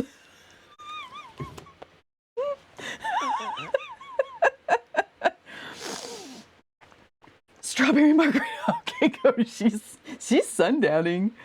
I broke her. This is not a drink. But if you have Dawn soap, you can clean a duck who got trapped in a what? Oil, yes. Oil spill. GG's, everybody. Okay, y'all nailed it. This is a food. It is flat and round.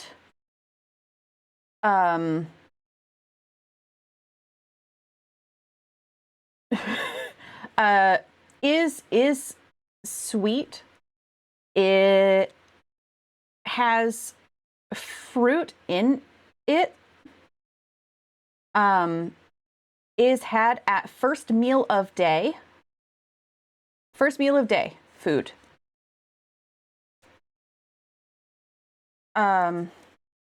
With not crepe, not tart. Pancake, teague, yes. Pancake. What fruit could go in the pancake? Blueberry. There we go. I can't say blue. Meal. Snap, I disagree with you. Is meal? Meal. Is it my accent? Meal. A meal. Meal. If you have it in a meal. Maybe it's the way I say it.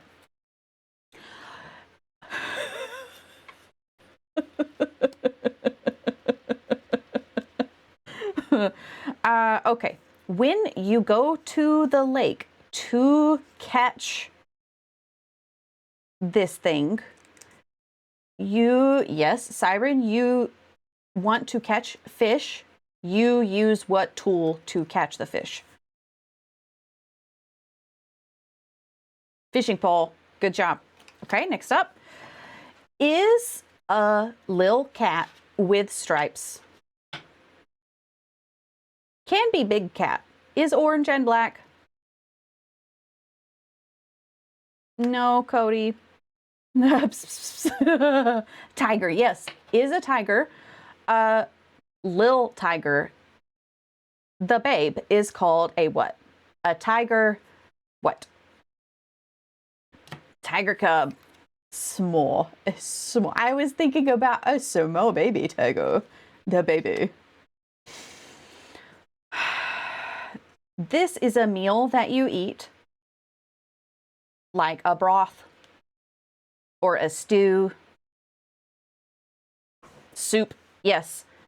This is the tool that you use to eat soup. Soup spoon. Good job. I love the energy with ladle. I would love if you ate your soup with a ladle. Siren, you are on fire. Y'all are doing fantastic. Okay.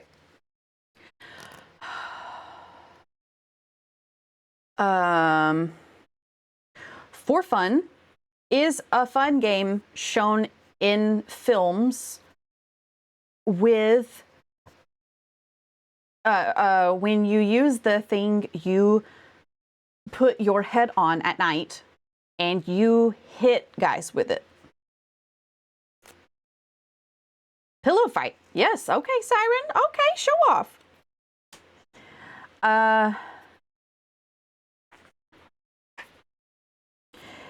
This thing goes on note that you send in the mail.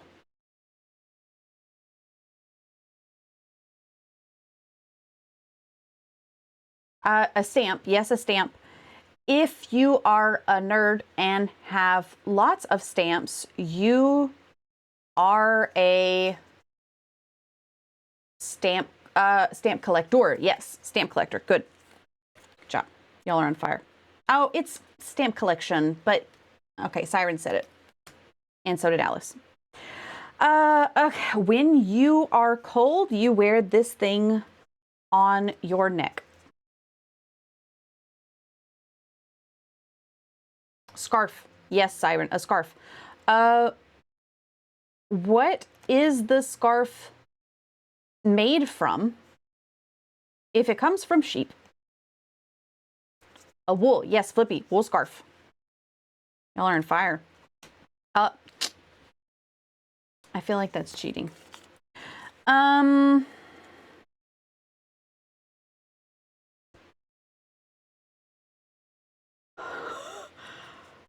Okay, skip. You put this sauce on food for more spice.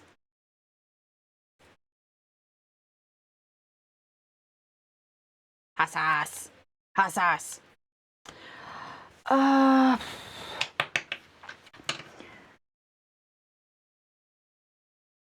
Oh gosh. Okay. Is red pumps blood? What is it? A heart. Yes. If you are big sad, you have a not a heart attack.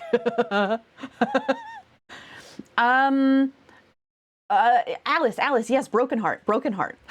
You are so fast with this. Oh, if you are a big sad, you are a crying frog.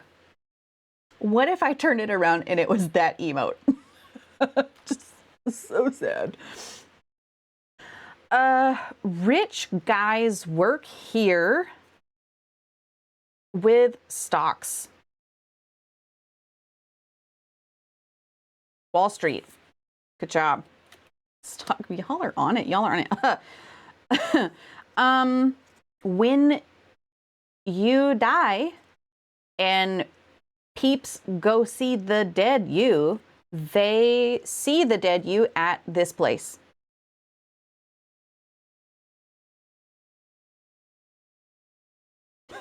Funeral home.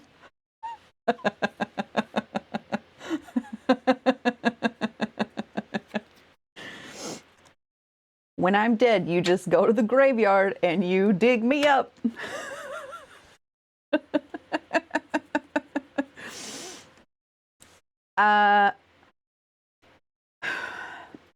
If you are a kid, you want to have a club in your yard up high in this thing.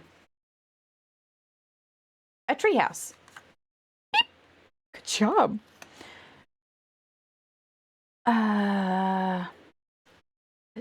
This is a room in your house.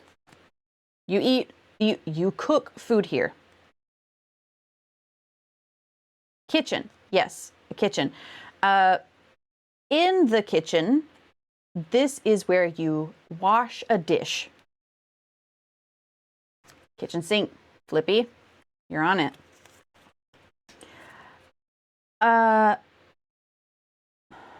When you have a tweet as a pet, you keep it in a what?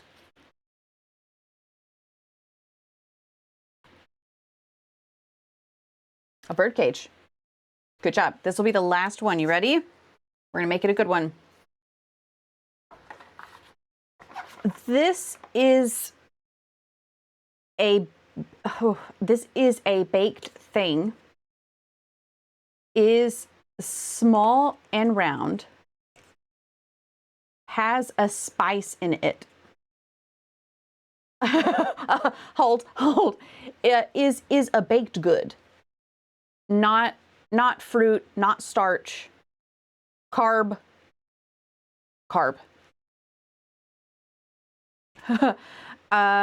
Type of bread. Snap, that is the spice, but not roll. This calls it not a roll. Yeah, a cinnamon bun. Good job. Cinnamon pizza with tequila. Guys. Oh my goodness. Look what we did. I don't even know how long we've been playing. Y'all did a great job. It's amazing. The salt from the salt block. Man, that's so fun to play with you guys. Y'all are really good at it. I think y'all are getting better. I think we're all getting better. Get Charlie to make us more cards. Who's Charlie? That's the second time you've said it. Is this Charlie? Does he make the cards?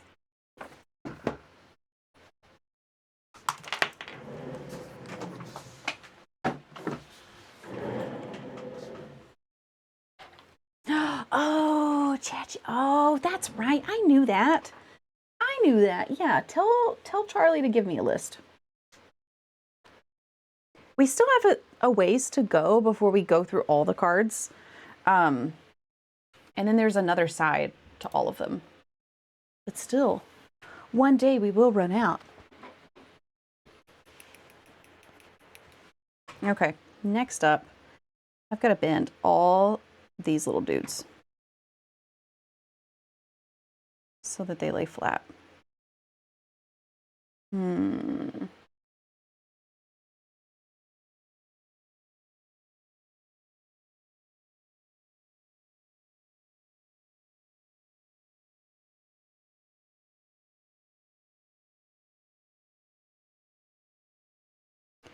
One down, 60 to go.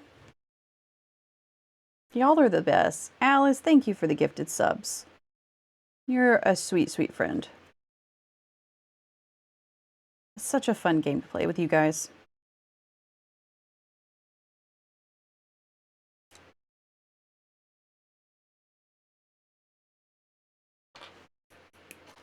So once we bend these doodads, then I'll be able to glue the bottom bun on. And then I've got to make 60 of the top buns. So yay!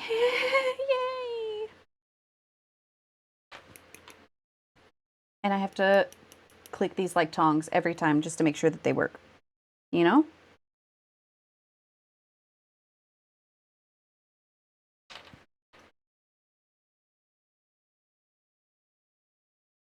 Are there any other fun games like that that we could play on stream? Yeah, it's activating the pliers is what it is.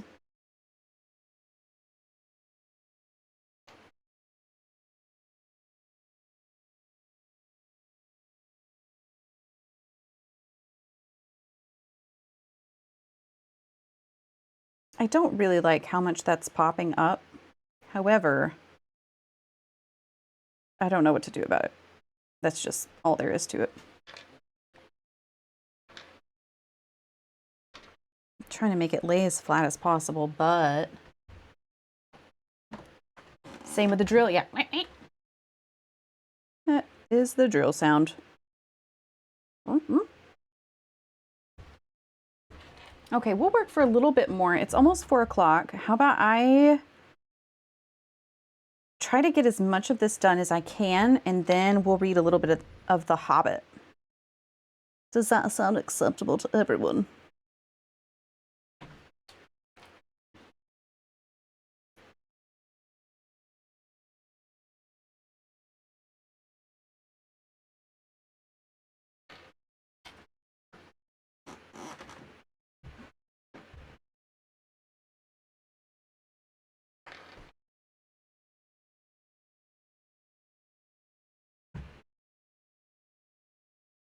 Also, I'm sure you guys already know this, but in case you do not know,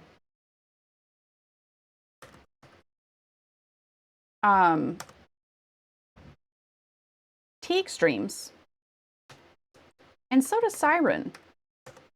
So if you're not already following them, go follow them. I'm not always able to catch every single stream, but I try to at least pop in and lurk as much as I can. Y'all are a sweet little community, and I know that if you didn't already know that they were streamers, you would like to know. So go be friends elsewhere. Teak, are you leaving? Oh no, it's a sad cat. Oh no, little baby.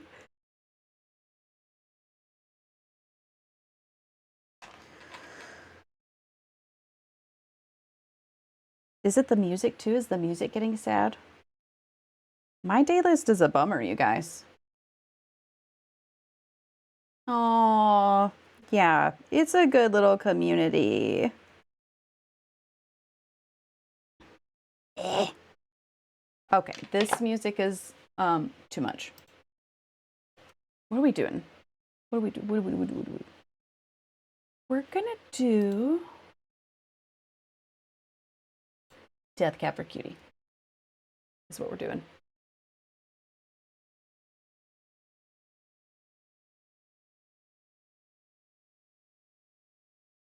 That's what we're feeling right now.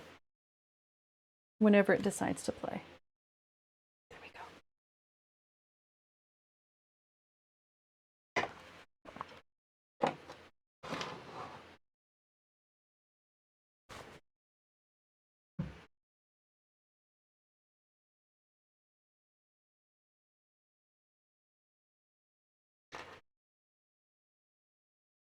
Mouse, hello, buddy.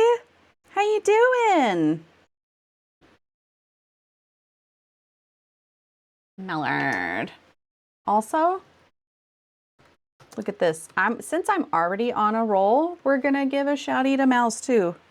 I bet every single one of you know that he streams. But just in case. Oh, thanks for the resub, Mouse. I appreciate you, buddy. Look, we're making burgers. Borgers. Yeah, Mouse is a new streamer. He hasn't done it much, so. Don't eat it, you'll die. But yeah, I mean, it does look really good. Look at the pickles and look at the tomato. You're working towards affiliate, yeah. You just have a few followers, so you're doing a great job. How's your day? It's Friday. You made it through the week.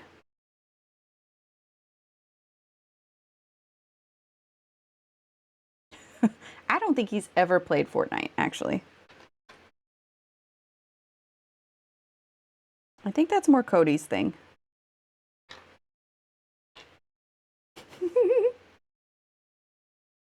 You made it. Oh, yeah. Stopping working like the last few hours of the week, probably everyone is doing it, and I don't think anything productive is going to get done during those hours. So, yeah. A banana in a man suit. It's true. If you stream, Cody, I'm just waiting for that day to happen. You'll be a Fortnite girly and a Valheim girly.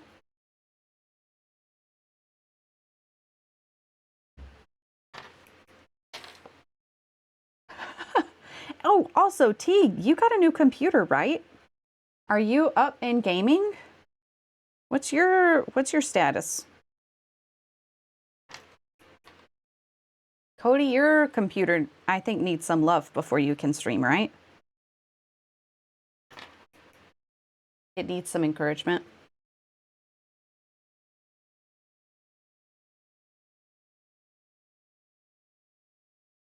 Eh.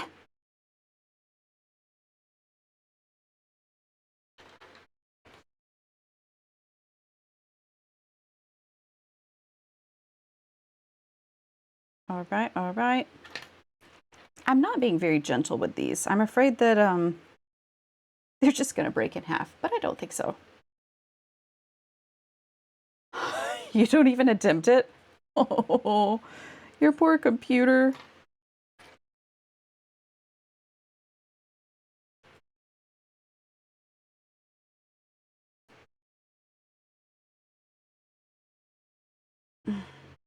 Come on, buddy. Just do the thing. Okay. Calling it good enough. I regret to say I have not played Valheim on the modded server except for one time. A singular time. Oh, you're anxious about loading games? Aww. You're gonna make a great choice. And if it's not a great choice, that's okay. It's not permanent.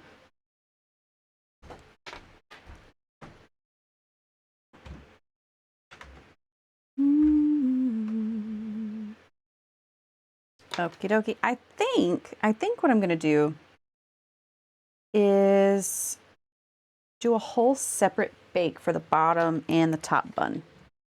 Because once I eventually get a top bun, I'm gonna have to thread it onto this little eye. And I'm thinking that if the bottom bun is still unbaked when I try to do that, I'm gonna biff it. So I'm gonna do a second bake. It'll be fine. 3 bakes for this earring. I should charge $1 million for them. Brother.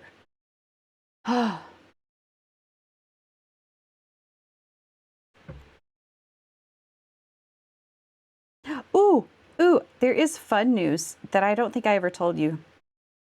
You meaning all of you. Yeah, thrice big burgers.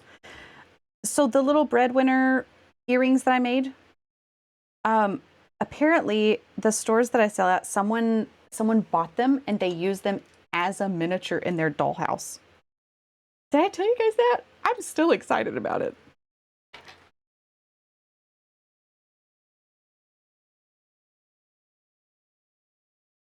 That's what I need to do. Just sell baby miniatures.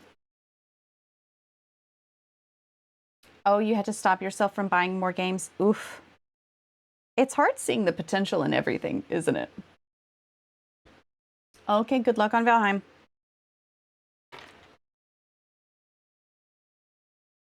I can make a killing on Etsy with dollhouse minis.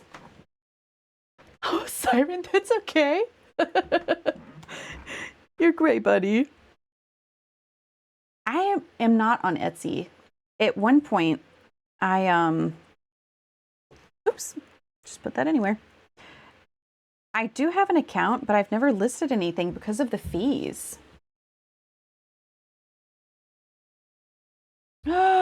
You would just buy the minis? Are you for real?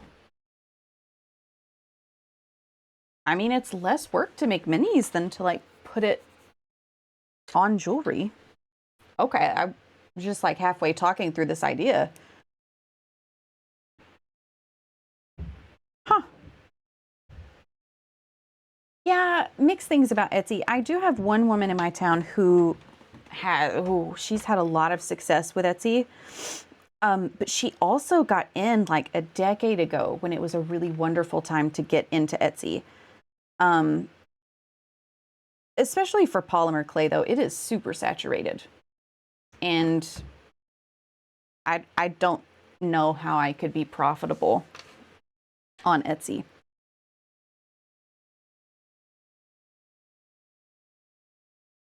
I mean, I could be wrong.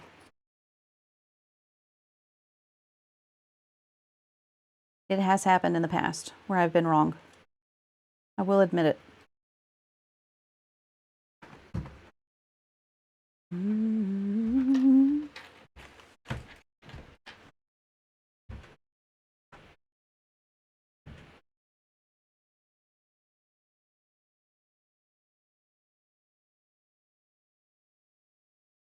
Glass minis? Oh, how is she doing on eBay? Has that been a good avenue for her?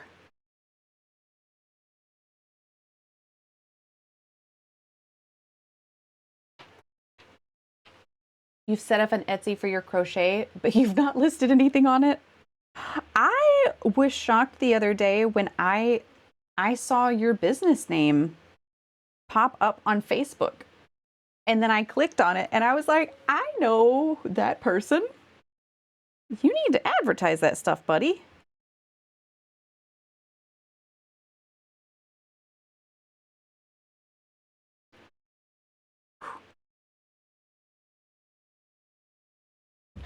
Oh, yeah.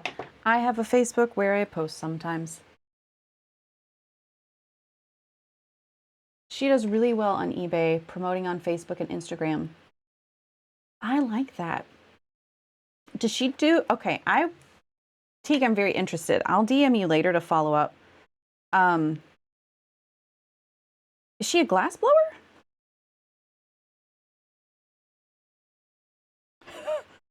Alice, you're very success. The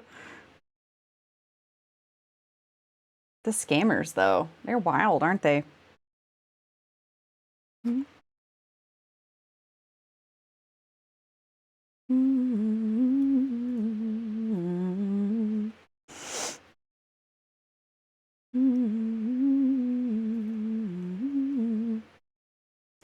I would love to know how to do glass blowing.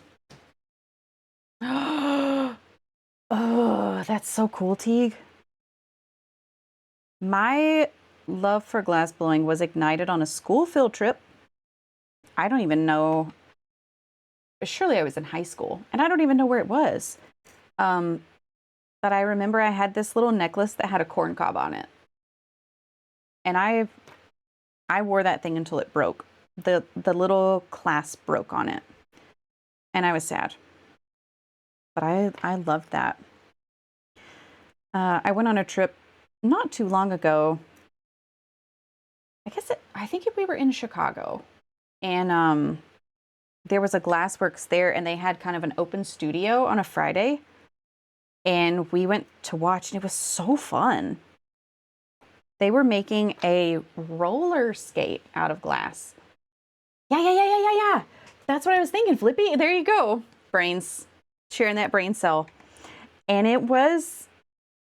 Do you want to tell the story, Flippy? Do you want to tell what happened right at the end when they were finishing the roller skate? You have the floor.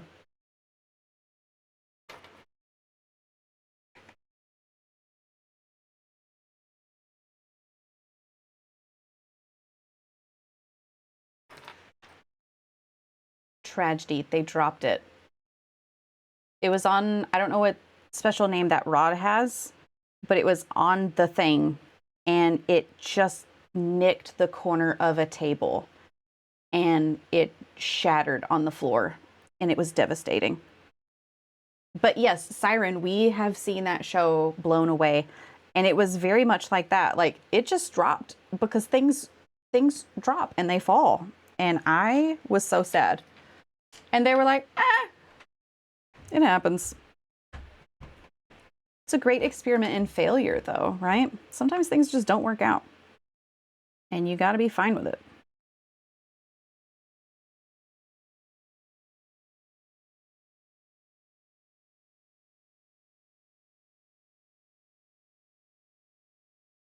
It was going to look really cool, though.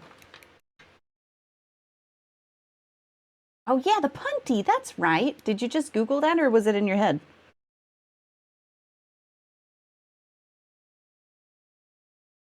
It seemed like a rude question for me to ask you. Did you just know that?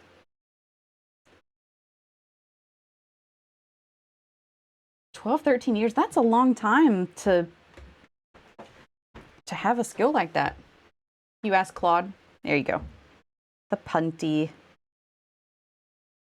It's so cool. Maybe one day I'll take a class.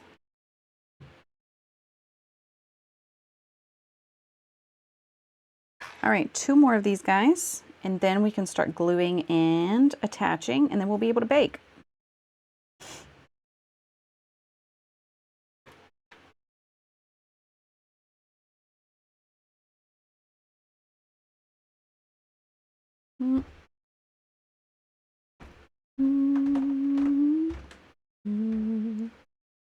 Okay. Da-da-da-da. Next up, we're going to glue.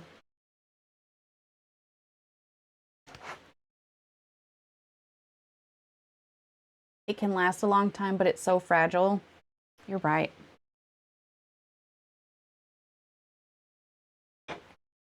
Okay, how am I going to do this?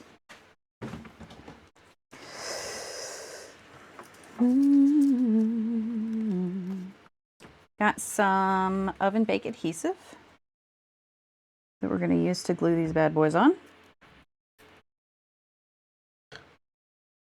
Adhesive.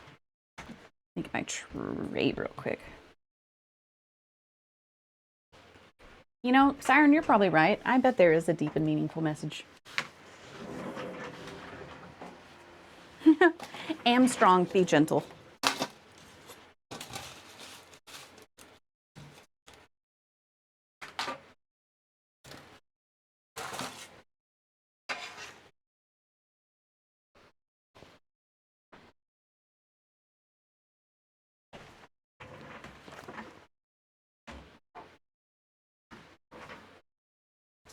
All right, here we go. Gluing time.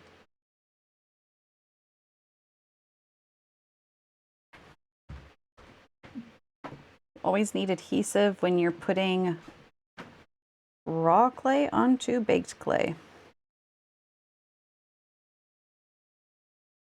Always. Okay, we're going to see how well this goes. Because this is an experiment, right? It's all an experiment.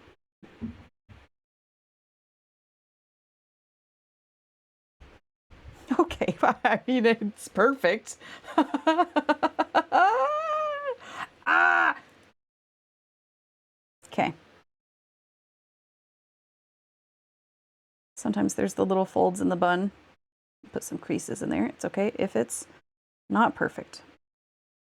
Oh man, I'm excited for that.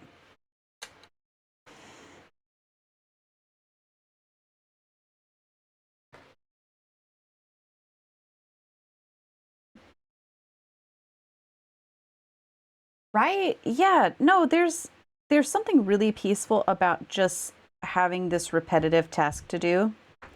Um, I'll be honest, sometimes it's hard to like carry on a conversation with chat because I do get in the groove of making them. Um,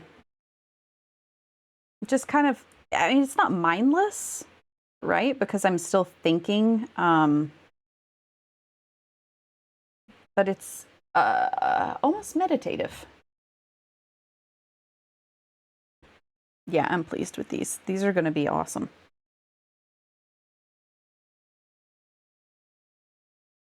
Oh, welcome back, Cody. Yeah, laser focus, absolutely. Teague, your mom's kaleidoscopes were so cool. You shared those, I guess, was it a few months ago?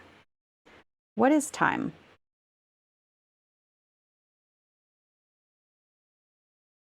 Um, Although, you know, there's a dark side to everything. Sometimes making these, it when it gets super repetitive, I think like, okay, I'm ready to be done with this task. This is too many burgers. And then I just have to put it away.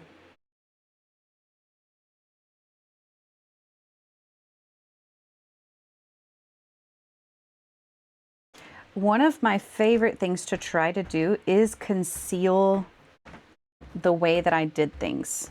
So it's important to me to conceal the bottom of this and not let it be seen, just because it helps the illusion, right? Um, Not shaming any makers. It's fine to let the jewelry be seen through the bottom. It just a little more work makes it seem like a cool magical trick, and I like that. It's a burger. If you'd ever need a worker bee, yeah, that would be good. You can just come on down, and I'll put everybody to work, and we'll just make burgers.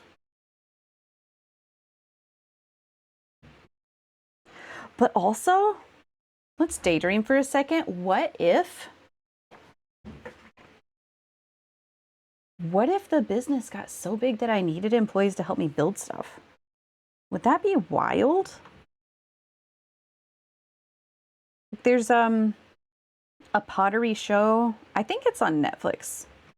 Oh, maybe it is. The Great Pottery Throwdown, and sometimes they have famous teachers and stuff come in, and they've like got their own pottery and design things and have people make things.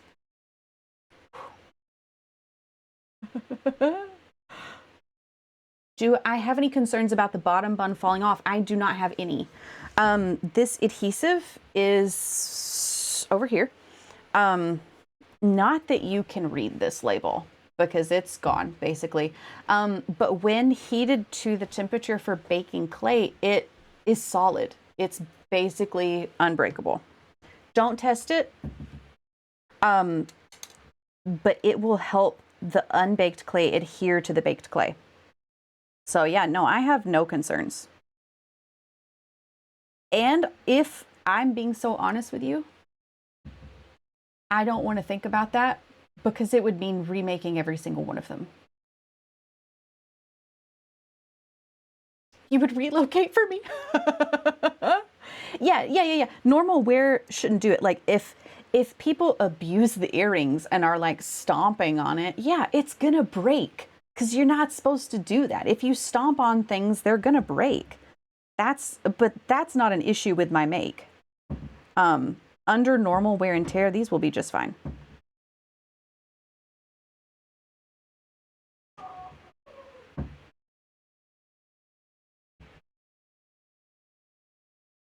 One of the first pairs of earrings I ever gave as a gift, um, I had not been at it for very long, and I was like, yeah, this stuff is made with polymer clay, like it's water resistant.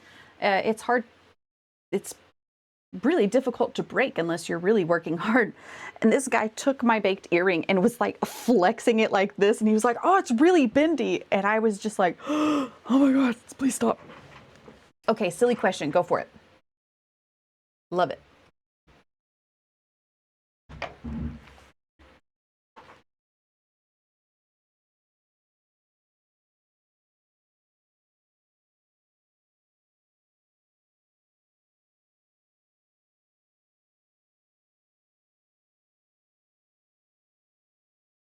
I welcome all types of questions.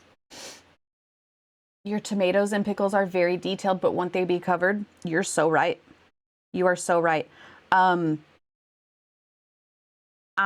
when I made the prototype, I didn't make pickles, but I did make tomatoes. And after I get this one done, I'll show you why I made the choice that I did. They will be covered. So I took lots of pictures just to show like, hey, this is what's under here. Okay. So on this prototype that I made, these are just, the tomatoes are red slices, if you can see this, if we'll focus. And there's not a lot of it that is seen, but when you look at it, like, you can tell that that is only red. You can tell that it doesn't look like a tomato, right? The illusion is gone, even though there's just a smidge of it that's showing. Yeah, it's enough to be seen. And so what was kind of critical when I was making it, if I want it to look realistic, the detail has to be there. So like, part of this will be covered up. Let's see. But like, I don't have something thin to cover it up with. Here we go. So like, if just the edge is showing, we're gonna see the wrinkles of the pickles and we're gonna see the detail of the tomatoes, even if some of it is covered up. Yeah, even though it'll be covered, there will be the littlest bit that's still visible. And that detail is worth it to me to make it look real. This is why we support small business. I can't tell you how much time I've thought about this. But I mean, it's all about the illusion, right? When I made the prototype, I was thinking, like, yeah, this is a good start, but it doesn't look like a miniature burger. It looks like a good try. Which, when I was doing research on like Etsy and Pinterest of burger earrings, there were some that like they didn't have the illusion, I guess. And I think I talked about this maybe on the last stream, like the burgers were, the proportions were wrong, right? They were like, well, they were like this tall, where every item was the same thickness. Like the slice of cheese was as thick as the bun. And then you end up with a giant burger that, if it were a real size burger, you wouldn't be able to wrap your face around. You can't wait for me to be so famous. Oh man. Y'all are so sweet. It is really fun to talk about this stuff with you guys. Oftentimes there is a reason for doing the things that I do. Like the lettuce leaf looked so real. It's mostly covered, but seeing the edge of it, the little frilly leaf, was worth it. It's worth the extra work. And I do recognize as an artist, like no one will ever look at these earrings as long as I have and with the same critical eye. But if they do, I want them to see what I've done. Right? We know. If I take shortcuts, I know where they are. And, you know, maybe someone with a very critical eye will come along and will be able to see the detail and recognize the time that it took. Which is a fun thing about seeing other people's art in the wild. Like once you have done that type of art and you recognize maybe the time that goes into it or the skill, and you can recognize what the artist has done, it makes you appreciate it more.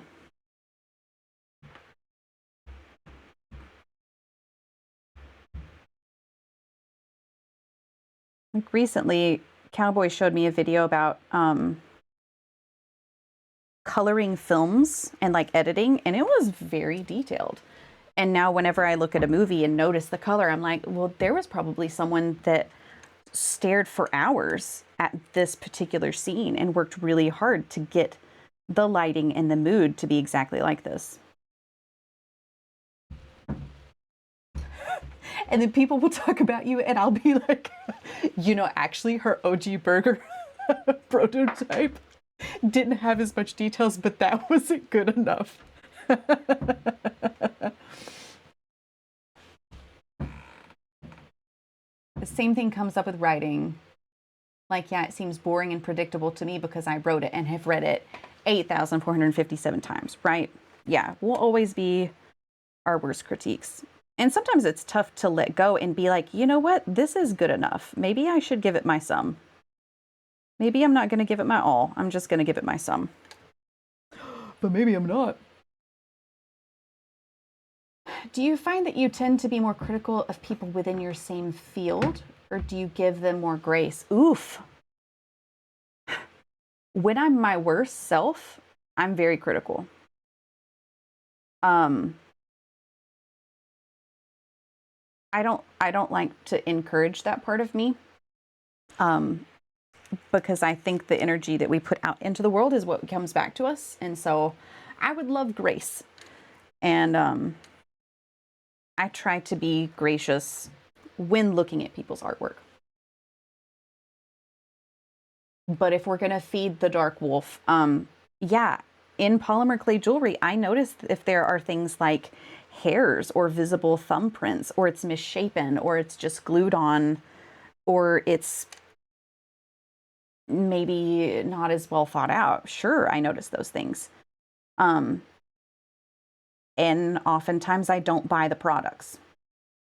There's only one polymer clay artist that I've bought from, and it was market research. And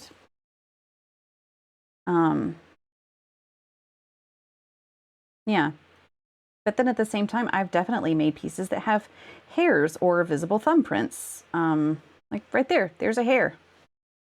If I don't get that out, it'll be there forever.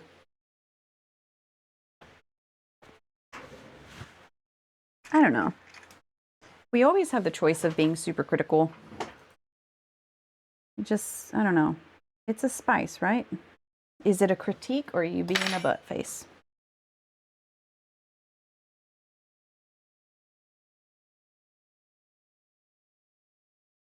Oh, yeah. No, I can see that, Siren, with coffee. Like if you know the mistake that they made and know where it should have gone differently. No, yeah, I get that.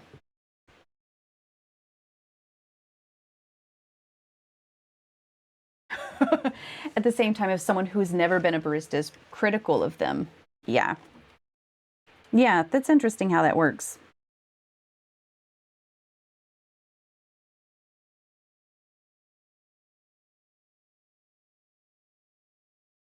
Teague, you tend to be more gracious within your same field, but in the pigment world, that's also just how the community is. Hmm. I think the more we can be gracious, the better the world is, for sure. When we can collaborate, we should. When we can share, we should. I think that's always the best way to go. Is it difficult? Yes. But it's worth it.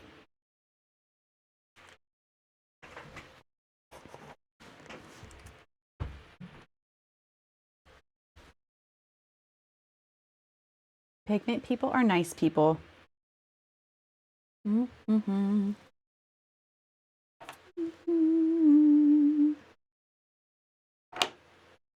Oh, stretch. Thank you. I'm going to finish this one. I'm scrunched.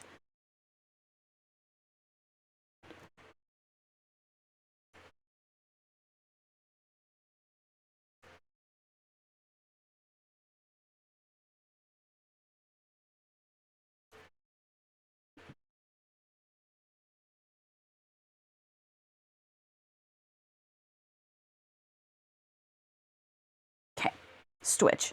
Stretch time. Everybody has to stretch too. Them's the rules.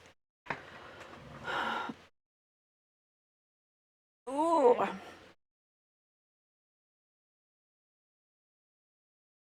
Yes, a rising tide lifts all boats. You're so right. Also, lift as you climb.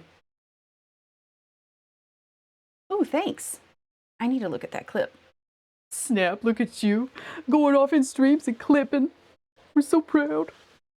Oh. Okay. Y'all want to read The Hobbit? You want to keep doing burgers? What say you?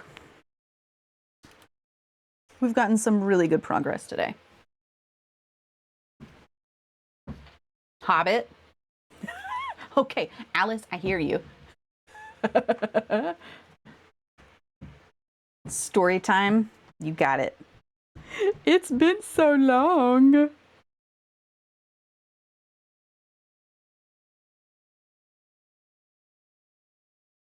Last one. You'll be quiet. I love the enthusiasm. I love it so much. All right, there we go. Look at the little guys on the tray. Whew. And then I have to finish these by next weekend. Whew. I was really hoping to have a pair for myself to wear at the farmer's market tomorrow. I don't think that's going to happen. And that's okay. Oops. Borgus. We're doing a great job with Borgus. Put that there. Put my light up. Go get the book. I'm going to get the book. I'm going to get the book, guys. All right. The Hobbit. The Hobbit. The Hobbit. All right. Let's see where we are. Oh my God. You guys. This is a really, really, really great part. This is a great part. Chapter 5, Riddles in the Dark. So it's been a while. Oh, you're going to be out of town for the craft show next weekend? That's okay, buddy. Yeah, this is the best chapter. Okay, for those of you who have been keeping up with The Hobbit, Bilbo and the gang were off on their little adventure, and they basically were tricked into going into this place and were captured by goblins. And so they escaped and did some things. And when we ended the chapter, so Dory had Bilbo on his back, and it said, quite suddenly, Dory, now at the back again, carrying Bilbo, was grabbed from behind in the dark. He shouted and fell, and the hobbit rolled off his shoulders into the blackness, bumped his head on the hard rock, and remembered nothing more. Oh yeah, this is chapter 5, but these are big chapters. These are really big chapters. To compare, reading Charlie and the Chocolate Factory, those chapters are like a page and a half, and we're like not even halfway through the book and on chapter 23. It's wild. Okay, so this was a cliffhanger. Bilbo gets knocked out. He is left in this dark passageway. We don't know what's happening. We think the rest of the gang, we assume that they ran on, because why wouldn't they? So chapter 5, Riddles in the Dark. When Bilbo opened his eyes, he wondered if he had, for it was just as dark as with them shut. No one was anywhere near him. Just imagine his fright. He could hear nothing. see nothing, and he could feel nothing except the stone of the floor. Very slowly, he got up and groped about on all fours till he touched the wall of the tunnel. But neither up nor down it could he find anything. Nothing at all. No sign of goblins, no sign of dwarves. His head was swimming, and he was far from certain even of the direction they had been going in when he had his fall. He guessed as well as he could, and crawled along for a good way, till suddenly his hand met what felt like a tiny ring of cold metal lying on the floor of the tunnel. Oh, yep. Music gone. We gotta set the mood. Thank you for speaking up.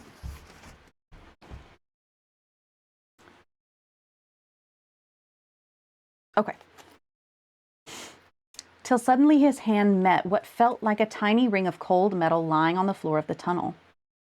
It was a turning point in his career, but he did not know it. He put the ring in his pocket almost without thinking. Certainly did not seem of any particular use at the moment. He did not go much further, but he sat down on the cold floor and gave himself up to complete miserableness for a long while. Y'all ever done that? Just like, we're gonna be in our sads for a bit. Hang on. He thought of himself frying bacon and eggs in his own kitchen at home, for he could feel inside that it was high time for some meal or another, but that only made him miserabler.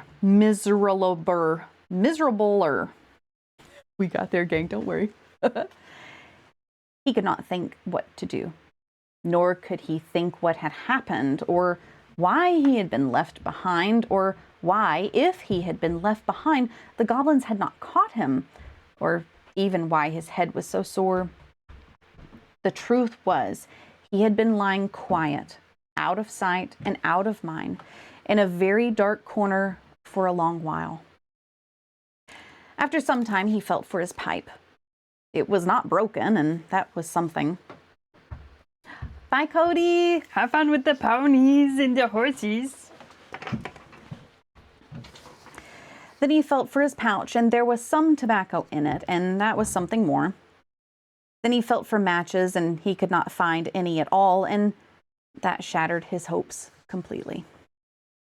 Just as well for him as he agreed when he came to his senses. Goodness knows what the striking of matches and the smell of tobacco would have brought on him out of dark holes in that horrible place. Still, at the moment, he felt very crushed. But in slapping all of his pockets and feeling all round himself for matches, his hand came on the hilt of his little sword. Just a little guy. The little dagger that he got from the trolls, and that he had quite forgotten, nor, fortunately, had the goblins noticed it, as he wore it inside his breeches. Now he drew it out. It shone pale and dim before his eyes. So it's an elvish blade, too, he thought, and goblins are not very near, and yet not far enough.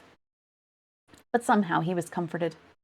It was rather splendid to be wearing a blade made in Gondolin for the goblin wars of which so many songs had been sung, and also he had noticed that such weapons made a great impression on goblins that came upon them suddenly.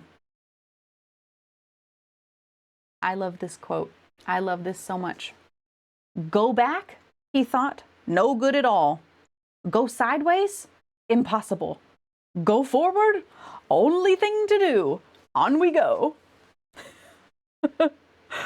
So up he got and trotted along with his little sword held in front of him and one hand feeling the wall, and his heart all of a patter and a pitter. Now, certainly Bilbo was in what is called a tight place, but you must remember it was not quite so tight for him as it would have been for me or for you. Hobbits are not quite like ordinary people. And after all, if their holes are nice cheery places and properly aired, quite different from the tunnels of the goblins, still, they are more used to tunneling than we are, and they do not easily lose their sense of direction underground. Not when their heads have recovered from being bumped. Also, they can move very quietly and hide easily and recover wonderfully from falls and bruises. and they have a fund of wisdom and wise sayings that men have mostly never heard of or have forgotten long ago. A fan art of Bilbo with Sting out. Go forward, only thing to do. Oh, I gotta write that down. Hold.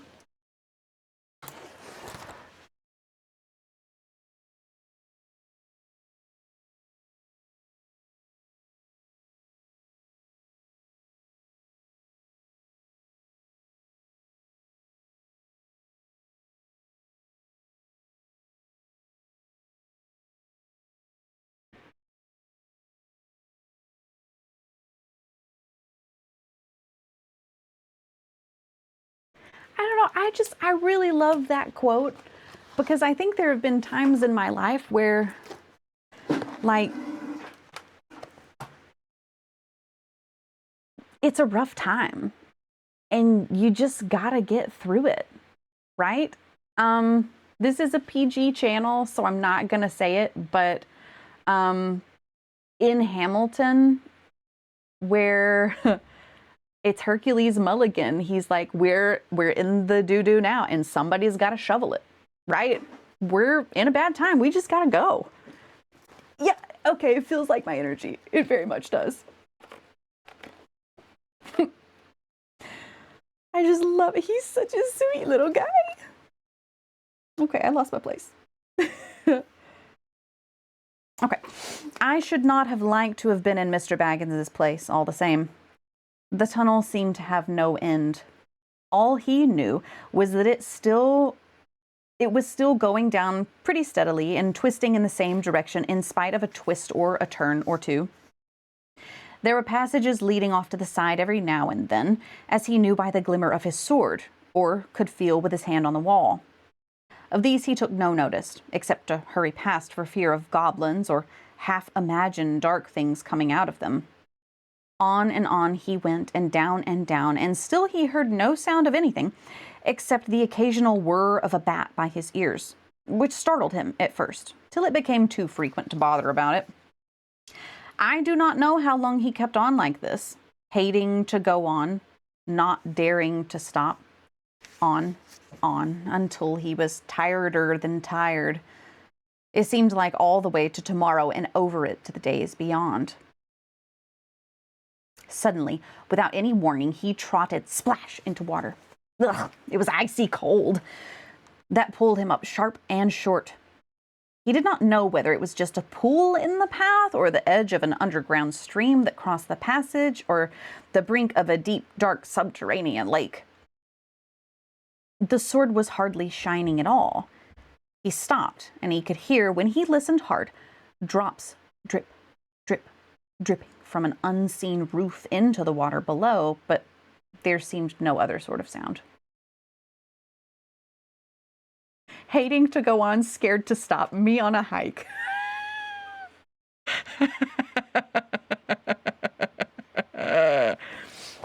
Hold. It's another really good quote.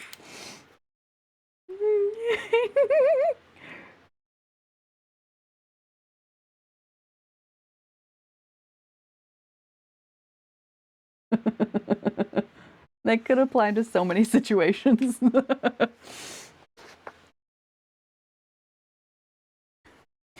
So it is a pool or a lake, but not an underground river, he thought. Still, he did not dare to wade out into the darkness. He could not swim, and he thought, too, of nasty, slimy things with big, bulging, blind eyes wriggling in the water. There are strange things living in the pools and lakes in the hearts of mountains. Fish whose fathers swam in, goodness only knows how many years ago, and never swam out again, while their eyes grew bigger, bigger, and bigger from trying to see in the blackness. Also, there are other things more slimy than fish. Even in the tunnels and caves the goblins have made for themselves, there are other things living unbeknown to them that have sneaked in from outside to lie up in the dark. Ooh. Some of these caves, too, go back in their beginnings to ages before the goblins, who only widened them and joined them up with other passages. And the original owners are still there in odd corners, slinking and nosing about. Deep down, here by the dark water, lived old Gollum, a small, slimy creature.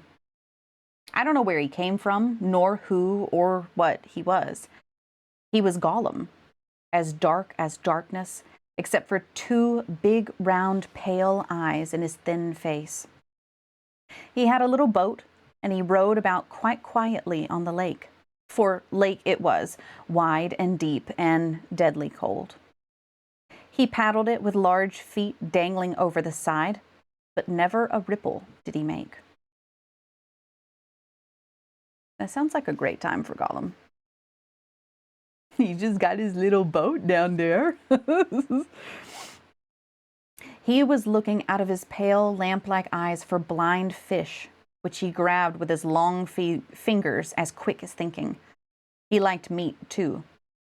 Goblin he thought good when he could get it, but he took care they never found him out. He just throttled them from behind if they ever came down alone anywhere near the edge of the water while he was prowling about. They very seldom did, for they had a feeling that something unpleasant was lurking down there, down at the very roots of the mountain. They had come on the lake when they were tunneling down long ago, and they found they could go no further. So their road ended in that direction, and there was no reason to go that way, unless the great goblin sent them. Sometimes he took a fancy for fish from the lake, and sometimes neither goblin nor fish came back. Actually, Gollum lived on a slimy island of rock in the middle of the lake. He was watching Bilbo now from the distance, with his pale eyes like telescopes. Bilbo could not see him, but he was wondering a lot about Bilbo, for he could see that he was no goblin at all. Gollum got into his boat and shot off from the island, while Bilbo was sitting on the brink altogether flummoxed and at the end of his way and his wits. Suddenly up came Gollum and whispered and hissed, "Bless us and splash us, my precious. I guess it's a choice feast. At last a tasty morsel it'd make us, Gollum." And when he said Gollum, he made a horrible swallowing noise in his throat. That's how he got his name, though he always called himself my precious. Same. The hobbit jumped nearly out of his skin when the hiss came in his ears, and he suddenly saw the pale eye sticking out at him. "Who are you?" he said, thrusting his dagger in front of him. "What is he, my precious?" whispered Gollum, who always spoke to himself through never having anyone else to speak to. Oh, that poor guy. Make friends where you can find them. This is what he had come to find out, for he was not really very hungry at the moment, only curious. Otherwise, he would have grabbed first and whispered afterwards. "I am Mr. Bilbo Baggins. I've lost the dwarves, and I've lost the wizard, and I don't know where I am, and I don't want to know if only I can get away." "What's he got in his hands is?" said Gollum, looking at the sword, which he did not quite like. "A sword, a blade which came out of Gondolin," said Gollum, and he became quite polite. "Perhaps he sits here and chats with it a bitsy, my precious. It likes riddles, perhaps it does it?" He was anxious to appear friendly, and at any rate for the moment, and until he found out more about the sword and the hobbit, whether he was quite alone, really, whether he was good to eat, and whether Gollum was really hungry. Riddles were all he could think of. Asking them, and sometimes guessing them, had been the only game he had ever played with other funny creatures sitting in their holes in the long, long ago, before he lost all his friends and was driven away, alone, and crept down, down, into the dark under the mountains. "Very well," said Bilbo, who was anxious to agree until he found out more about the creature, whether he was quite alone, whether he was fierce or hungry, and whether he was a friend of the goblins. "You ask first," he said, because he had not had time to think of a riddle. So Gollum hissed, "What has roots as nobody sees, is taller than trees, up, up it goes, and yet never grows." Easy, said Bilbo. Mountain, I suppose. Does it guess easy? It must have a competition with us, my precious. If Precious asks and it doesn't answer, we eats it, my precious. If it asks us and we doesn't answer, then we does what it wants, huh? We shows it the way out, yes. All right, said Bilbo, not daring to disagree and nearly bursting his brain to think of riddles that could save him from being eaten. 30 white horses on a red hill. First they champ, then they stamp, then they stand still. That was all he could think of to ask. The idea of eating was rather on his mind. It was rather an old one, too, and Gollum knew the answer as well as you do. Chestnuts, chestnuts, he hissed. Teeth, teeth, my precious, but we has only 6.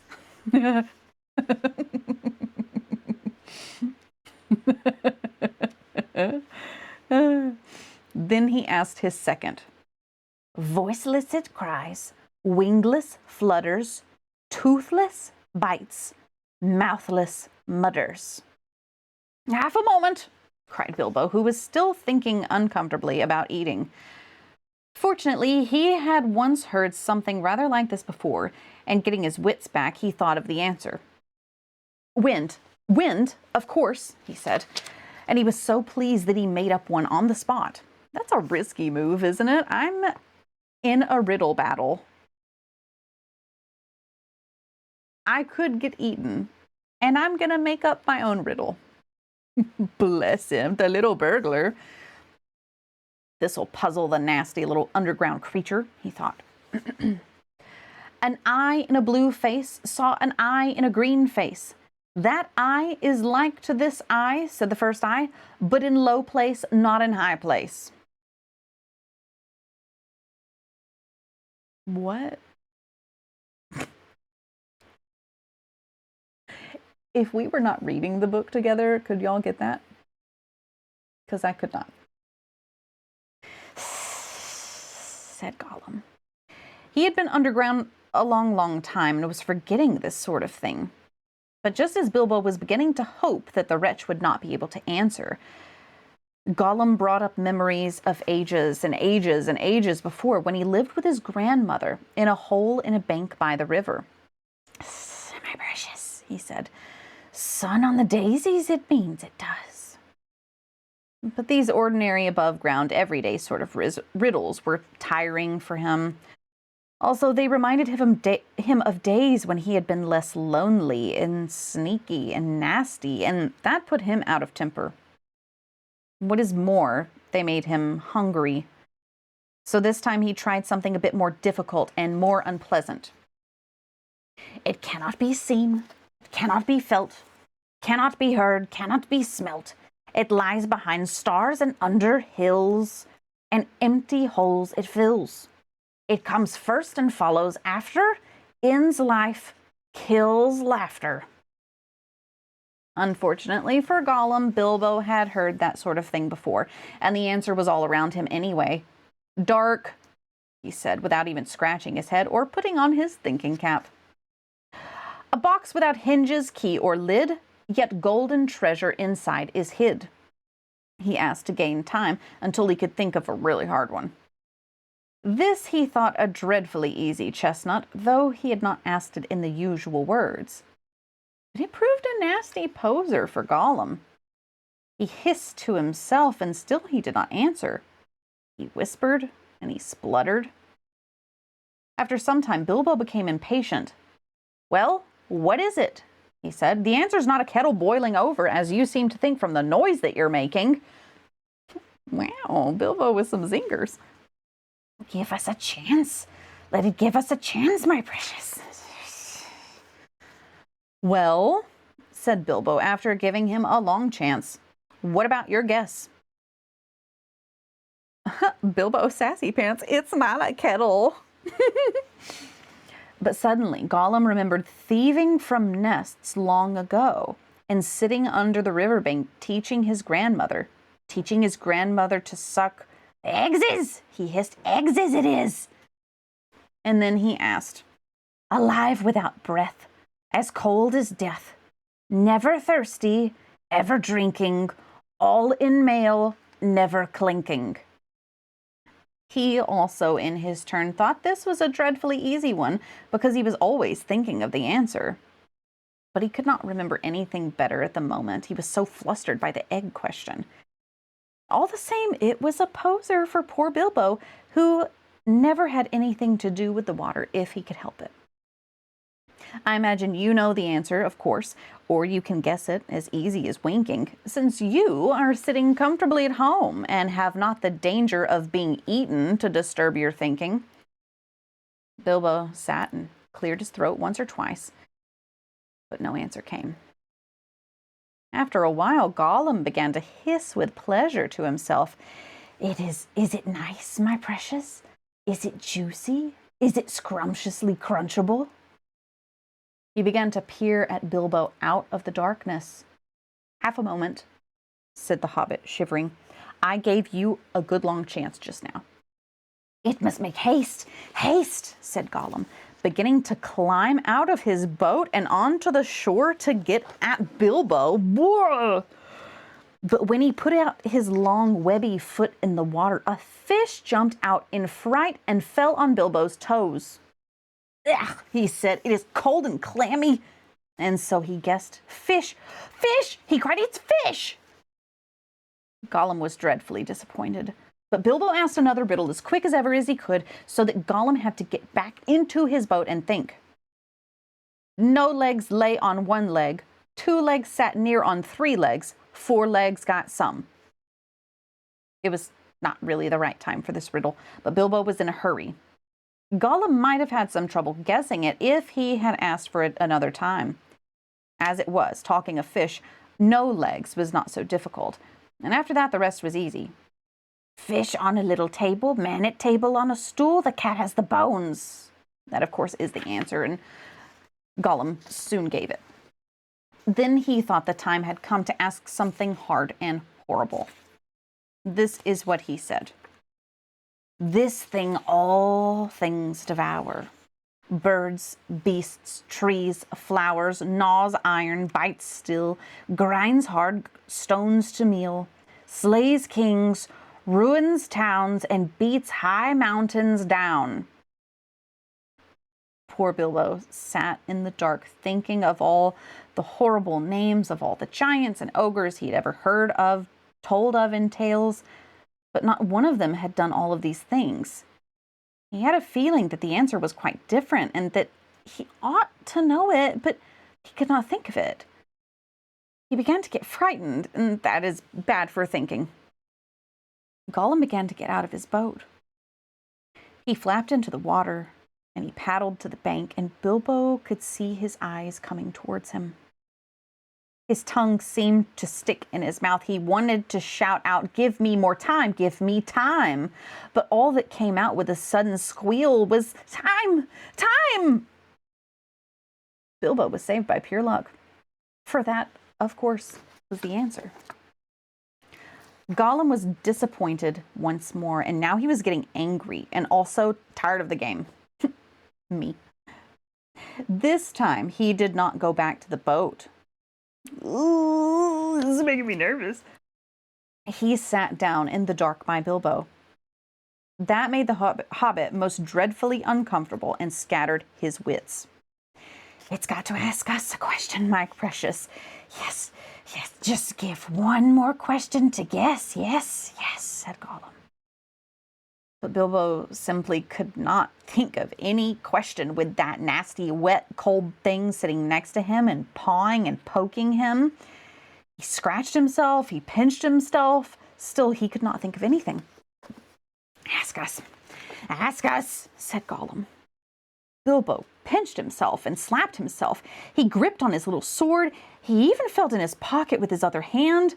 There he found the ring he had picked up in the passage and forgotten about. "What have I got in my pocket?" he said aloud. He was talking to himself, but Gollum thought it was a riddle, and he was frightfully upset.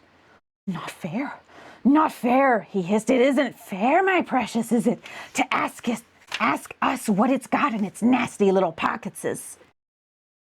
Bilbo, seeing what had happened and having nothing better to ask, stuck to his question. "What have I got in my pocket?" he said louder. Hissed Gollum. "It must give us 3 guesses, my precious, 3 guesses."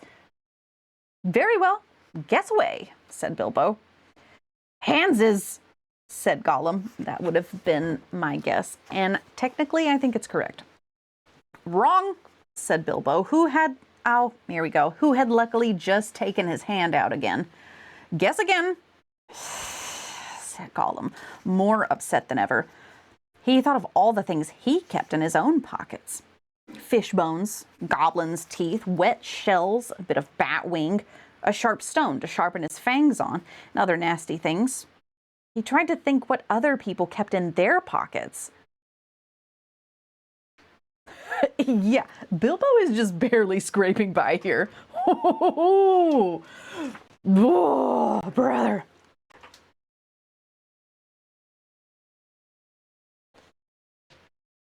I know it's past 5. We're not going to be able to finish this chapter because it's a million more years long, so we'll stop after these riddles get finished.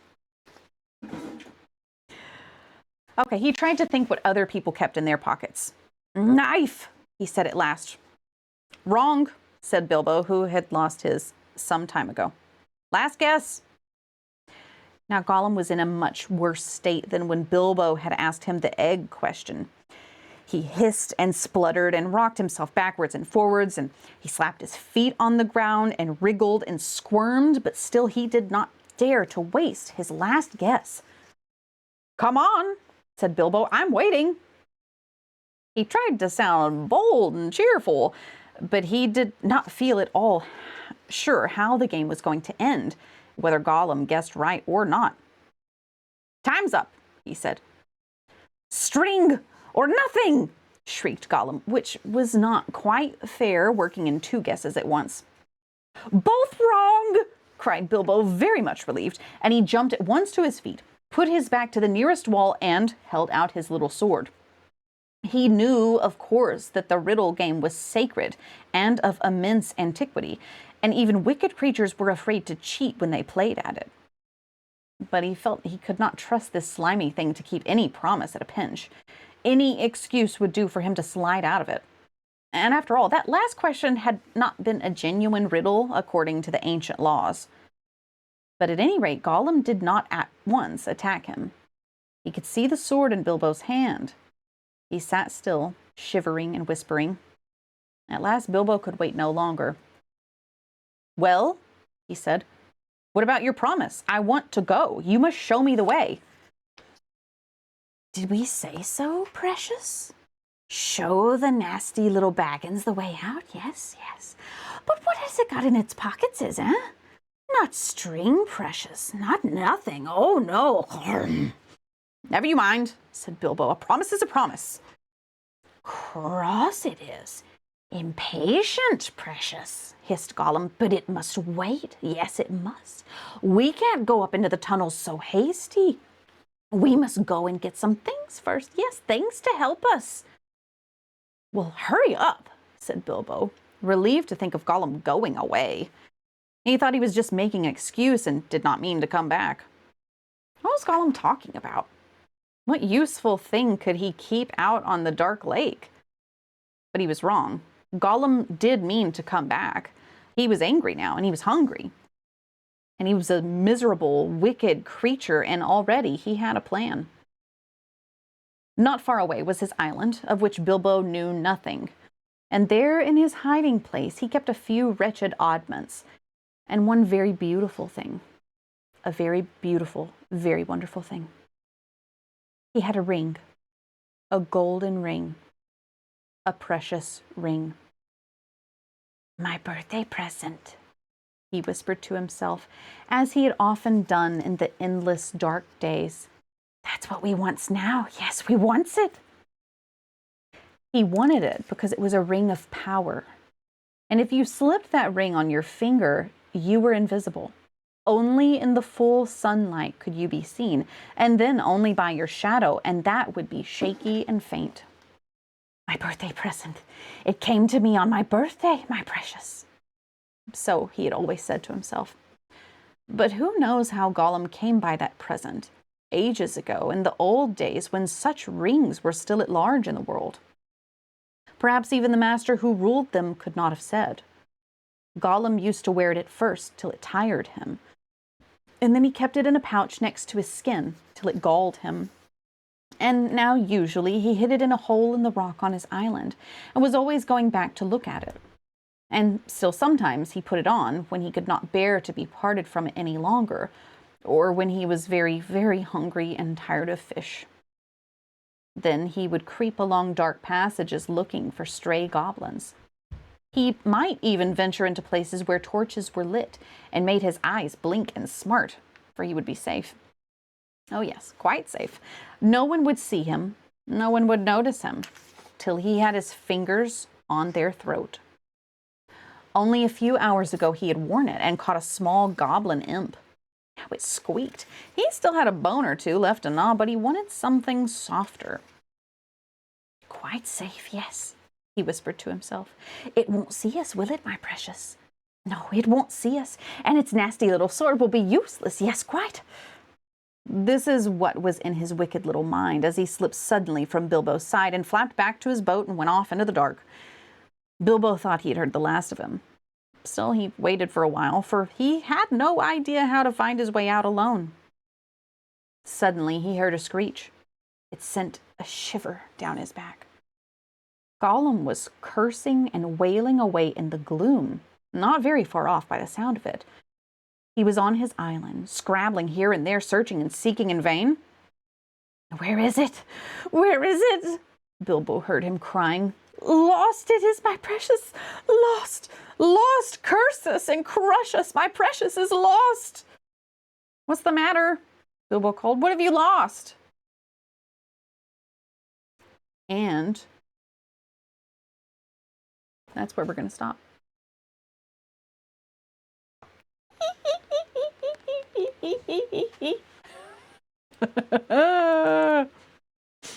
Is that a mean place to stop? I think it is. This is such a good chapter. The chapter is so much more, there's a lot more to it. There's like 5 or 6 pages left. So we are going to stop there because it is after 5. It's time for us to part ways. So yeah, let me check and see who's streaming right now. Okay. Let's go see Safi. We have not rated out to Saphira 876 yet. Let's go do that. It looks like they're playing some RuneScape right now. How's that sound to you guys? Here we go. Hey, you guys are the best. Thank you for being in chat. Thanks for participating today. I'm glad we got to read. I'm glad you were here to play games and watch burgers and do all of our things. We're going to go raid Safi. So here we go. We're going to be nice and sweet. We're going to say hi. Listening to you read heals my inner child. I'll tell you something. So yes, thank you for the raid, Teague. Thank you for the sub raid. While y'all are getting those raids and copy and pasting, I'll tell you a little story. I had friends over Wednesday, and I ended up reading all of my grown-up friends, Charlie and the Chocolate Factory, and Cowboy fell asleep. So if I'm reading a book and you feel so calm and peaceful and your inner child is healed, I think that's a wonderful thing. And I'm really happy to provide that for you. It's a good time. It's a really good time. So yeah, thanks for being with me. I will probably post some pictures to the Discord about the sale and whatnot tomorrow, just to say hey. That really did make you sleepy. I love it. You could take a little nap, take a little snooze. It is a cowboy thing to do. I'm glad to be that person for you guys, because everyone needs to have stories read to them.